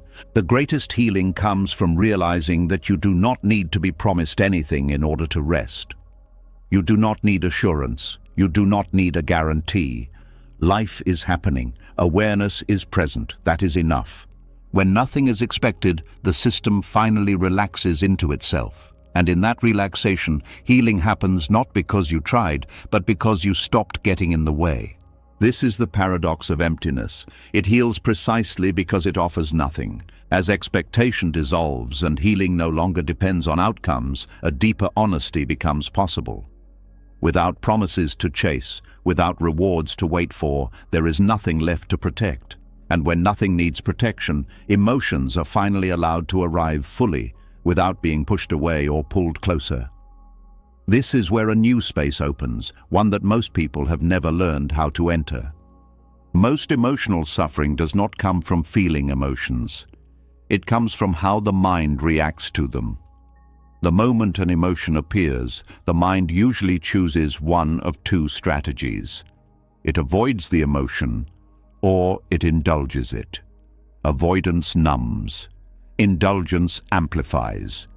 Both keep the emotion stuck. Emptiness offers a third way. Emotional avoidance is often subtle. It does not always look like suppression. It can look like distraction, analysis, productivity, positivity, or even spirituality. The mind learns many clever ways to not feel. It jumps into thinking. It explains the emotion instead of experiencing it. It reframes it, fixes it, or bypasses it. All of these strategies are attempts to escape discomfort. Indulgence is the opposite reaction, but it has the same result. The mind dives into the emotion. It builds stories around it. It relives memories. It fuels the emotion with meaning. It justifies it. This makes the emotion feel important, but it also makes it heavy and long-lasting. Both avoidance and indulgence share one belief, that emotions are dangerous or defining. Avoidance says, if I feel this, something bad will happen. Indulgence says, if I feel this, it must mean something important about me. Emptiness dissolves both beliefs by removing the central self they revolve around. When emptiness deepens, emotions arise in a wider space. They are not resisted, but they are not fed either. They are allowed to be exactly what they are, temporary movements of sensation. This allows emotions to complete themselves naturally. The space beyond emotional avoidance is not numbness, it is presence. Numbness disconnects you from feeling. Presence connects you to feeling without entanglement. This distinction is crucial. In this space, emotions are felt in the body rather than interpreted by the mind. You notice heat, pressure, tightness, vibration, softness. You feel the raw data of emotion without translating it into narrative. This keeps emotion grounded in the present moment, where it can move and change. Avoidance freezes emotion.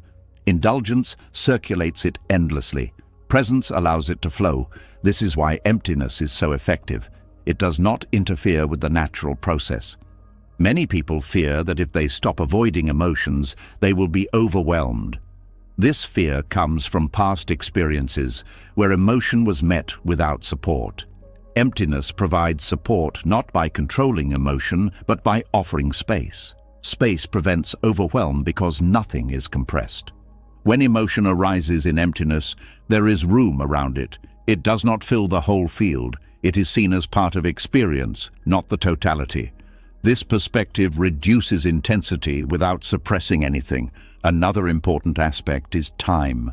Emotional avoidance often comes from fear that the emotion will never end. Indulgence comes from fear that the emotion will be ignored or invalidated. Emptiness shows that emotions have their own timing. They rise, they peak, they dissolve. No intervention is needed. This process rebuilds trust in the body. The nervous system learns that emotions are survivable, that they do not need to be managed aggressively. This learning happens through repeated direct experience, not through reassurance. The space beyond avoidance also ends emotional bargaining. The mind often negotiates with emotion. If I feel this now, I won't later. If I understand this, it will go away. These bargains keep attention locked on emotion. Emptiness removes negotiation by removing the negotiator. When there is no one trying to control emotion, emotion has nothing to push against. Resistance is what gives emotion its staying power. Without resistance, emotions lose their grip. This does not mean emotions disappear instantly. It means they do not accumulate. They pass through without layering. This prevents emotional backlog, which is a major source of chronic distress. Another shift here is the end of emotional identity. Many people define themselves by how they feel. I am anxious. I am angry. I am sensitive. Emptiness reveals that these are experiences, not identities. This reduces self-judgment and rigidity. The space beyond avoidance also changes how you relate to pleasure. Pleasure is no longer chased or clung to. It is enjoyed and released. This prevents addiction and disappointment. Emptiness allows emotions to dissolve without resistance or indulgence because it removes the urgency around them. Urgency is created by fear and desire. When both soften, emotion loses its drama. This space is not something you create. It appears when you stop interfering. The mind cannot manufacture it because effort collapses it. It emerges when effort relaxes. You may notice that emotions feel shorter in duration. They still arise, but they do not linger. This is not suppression. It is completion. Another important aspect is compassion. When you stop avoiding your own emotions, you become more tolerant of others. You listen without fixing. You empathize without absorbing. This deepens relationships. Avoidance often creates distance in relationships. Indulgence creates conflict. Presence creates connection. Emptiness supports presence. This approach also prevents emotional burnout. Constantly managing emotions is exhausting. When you allow emotions to self-regulate, energy returns. The space beyond emotional avoidance also changes decision-making. You no longer make choices to escape feelings. You respond to situations directly. This leads to clearer action. Emptiness also reduces fear of vulnerability. When emotions are allowed without identity, vulnerability is no longer threatening. It is simply openness. This openness does not make you fragile. It makes you resilient. Resilience comes from flexibility, not armor. Another subtle benefit is honesty. You stop lying to yourself about how you feel. You stop pretending to be okay or pretending to be broken. You allow truth without embellishment. This honesty heals inner division. Parts of you no longer fight each other. This creates internal coherence. The space beyond avoidance is not passive. It is alert, aware, and responsive. You are fully present with what is happening without being consumed. This is different from detachment. Detachment distances. Presence includes. Emptiness includes everything without preference. Emotions dissolve in this space because they are no longer held in place by thought. Thought is the glue that keeps emotions stuck. When thought relaxes, glue dissolves. You may notice that even intense emotions lose their edge. Grief is felt without despair. Anger is felt without violence. Fear is felt without panic. This is emotional maturity without control. This maturity is not learned. It emerges naturally when emptiness becomes familiar. The space beyond emotional avoidance also restores playfulness. Without fear of emotion, you engage more freely. You laugh more easily. You respond creatively. Another healing effect is reduced rumination. When emotions are allowed to complete, there is nothing to replay. The mind moves on naturally. This reduces insomnia, anxiety, and mental fatigue. The system rests more deeply. Emptiness does not eliminate emotional pain. It eliminates emotional suffering. Pain may still arise. Suffering does not have to. This distinction is key. Pain is part of life. Suffering is the added resistance. The space beyond avoidance allows pain to be part of experience without becoming the center of it. This changes everything. As you live from this space, emotions become information rather than threats. They guide action without dominating it. This guidance is subtle. It does not shout. It whispers. And because the mind is quieter, it can listen. Over time, the fear of emotion fades. You trust your capacity to feel. This trust is empowering. The healing described here is not dramatic. It does not feel like a breakthrough. It feels like relief, the relief of no longer fighting yourself.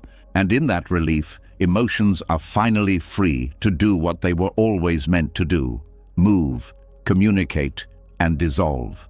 This is the space emptiness opens. A space where nothing is avoided, nothing is indulged, and nothing is trapped.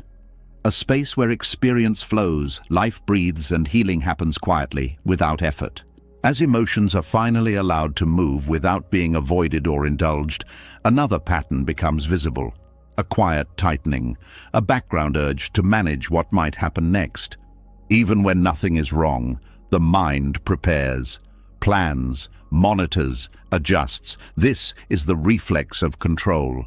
And when emptiness deepens, this reflex begins to loosen in a way effort never could. Control is usually mistaken for care. People believe that if they manage their thoughts, emotions, schedules, and outcomes carefully enough, they will be safe. Anxiety thrives inside this belief. It convinces the mind that vigilance equals protection. Letting go feels irresponsible, dangerous, yet emptiness reveals something different. Control does not prevent anxiety, it creates it. Anxiety is not a failure of coping. It is the cost of constant management. The mind stays tense because it believes something bad will happen if it relaxes. Every coping strategy reinforces this belief by implying that anxiety must be handled, reduced, or fixed. Emptiness does not handle anxiety. It removes the handler. Effort-based coping treats anxiety as a problem separate from the self. It introduces techniques, reframes, and strategies. These can help temporarily, but they often keep the control structure intact. The mind learns, I must do something to be okay. This belief ensures that anxiety returns whenever effort weakens. Emptiness dissolves control faster because it removes the belief that control is necessary. When there is no one managing experience, experience manages itself. This is not neglect. It is trust in the natural intelligence of the system. The need for control comes from fear of uncertainty. The mind wants guarantees. It wants to know how things will turn out. Anxiety is the mind rehearsing the future in an attempt to avoid surprise. Emptiness interrupts this rehearsal by bringing attention out of time and into presence. Presence does not promise safety. It offers reality. And reality, when met directly, is often less threatening than imagined futures. Anxiety feeds on imagination, not on what is actually happening. When you rest in emptiness, you notice that most anxious thoughts are anticipatory. They are about what might happen. In emptiness, attention settles into what is happening. This shift alone reduces anxiety without effort. Control also depends on a sense of agency that is exaggerated. The mind believes it is responsible for preventing all negative outcomes. This belief is exhausting. Emptiness reveals the limits of control gently. You see that many things happen without your involvement, and yet life continues. This realization is both humbling and relieving. You are not as powerful as anxiety told you, and because of that, you are freer. Effort-based coping often turns into self-surveillance. You watch your thoughts, you track your feelings, you assess your state. This constant monitoring keeps anxiety alive. Emptiness removes the watcher. Without a watcher, there is nothing to monitor. Anxiety loses momentum when it is not being observed as a problem. It may still arise, but it is not fed by attention. This is not avoidance, it is non-interference. Control also creates inner conflict. One part of you wants to relax. Another insists on staying alert. This conflict drains energy. Emptiness ends conflict by dissolving the controller. There is no one left to argue. This does not mean you become passive. You still respond to situations. You still take action when needed. But action arises from clarity rather than fear. This is a profound difference. Coping strategies often rely on distraction or reframing. They move attention away from anxiety or change how it is interpreted. Emptiness does neither. It allows anxiety to arise in a wider space. This space prevents anxiety from dominating experience. Anxiety thrives in narrow attention. It collapses the field around threat. Emptiness widens the field. Anxiety becomes one sensation among many. This reduces its intensity naturally. Another reason control dissolves faster in emptiness is that emptiness does not argue with anxiety. Arguing keeps anxiety engaged. Emptiness is neutral. It does not try to convince anxiety to leave. It simply does not invite it to stay. The mind often fears that without control, chaos will follow. But chaos usually comes from over-control.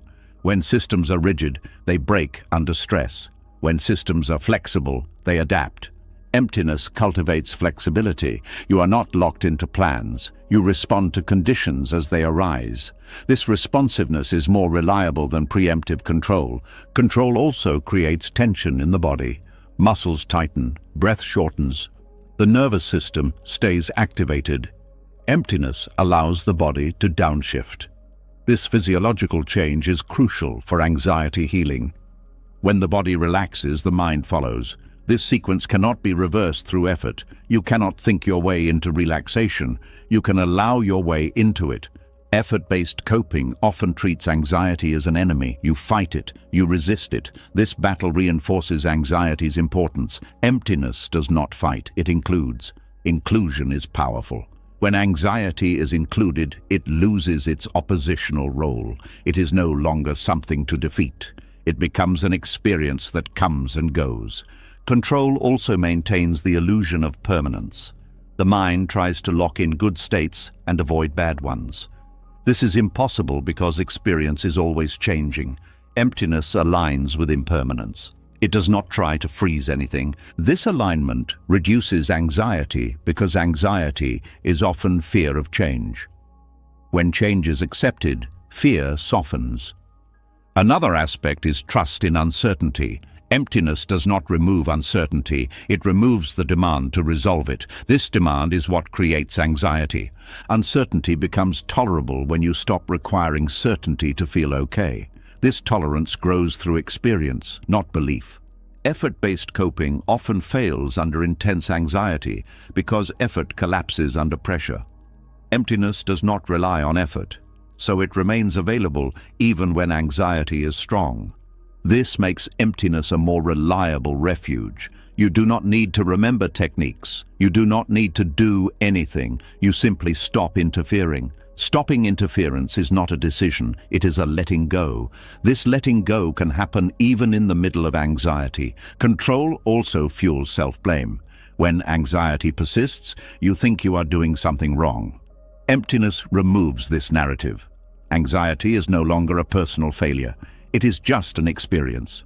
This reduces secondary anxiety, the anxiety about anxiety. Secondary anxiety is often more painful than the original sensation. When control dissolves, the system begins to self-regulate. This is how healing actually happens. The body knows how to return to balance when it is not constantly overridden. This self-regulation is subtle. It does not feel like a dramatic shift. It feels like fewer spikes, shorter duration, less reactivity. Over time, anxiety loses its authority. It may still arise, but it no longer dictates behavior. You are not controlled by it because you are no longer trying to control it. This is the paradox. Control dissolves when you stop trying to control. Effort keeps anxiety alive. Emptiness lets it unwind. Another important shift is freedom from anticipation. You stop rehearsing future problems. This frees mental energy. You are more present, more attentive, more alive. Presence itself is anxiolytic, not because it distracts, but because it reveals that most fears are about what is not happening. Emptiness also changes your relationship to uncertainty. Uncertainty becomes interesting rather than threatening. You are open to surprise. This openness reduces anxiety because anxiety is fear of surprise. Coping strategies often try to minimize uncertainty. Emptiness befriends it. This friendship transforms fear into curiosity. The end of control does not mean the end of responsibility. It means the end of unnecessary management. You still take care of what needs care. You stop managing what cannot be managed. This distinction saves energy, it prevents burnout. Another subtle benefit is improved decision-making. Without anxiety-driven control, decisions are clearer. You are not rushing to avoid discomfort. You choose based on reality. This clarity reduces regret. Regret often comes from decisions made under pressure. Emptiness also reduces hypervigilance. You are not constantly scanning for threat. This allows deeper rest. Sleep improves, digestion improves, the body heals. Control dissolves faster in emptiness because emptiness removes the illusion that control is keeping you safe. You see directly that safety does not come from vigilance, it comes from adaptability. This adaptability is learned through letting go, not through trying harder. Over time, the mind stops asking, "How do I manage this?" and starts living without that question. This is freedom. Anxiety loses its central role. It becomes one experience among many. It no longer defines you. The healing here is deep because it addresses the root. Anxiety is not cured by better control. It is healed by releasing the need to control. Emptiness offers this release naturally, not as a technique, not as a strategy, but as a way of being where nothing needs to be managed. And in that unmanaged space, the system finds its balance again. Quietly, reliably, on its own. You've seen it now. What you feared was never empty. It was unfamiliar. The silence you avoided was not trying to erase you. It was waiting to rest you. The groundlessness that terrified you was not collapse. It was freedom without armor.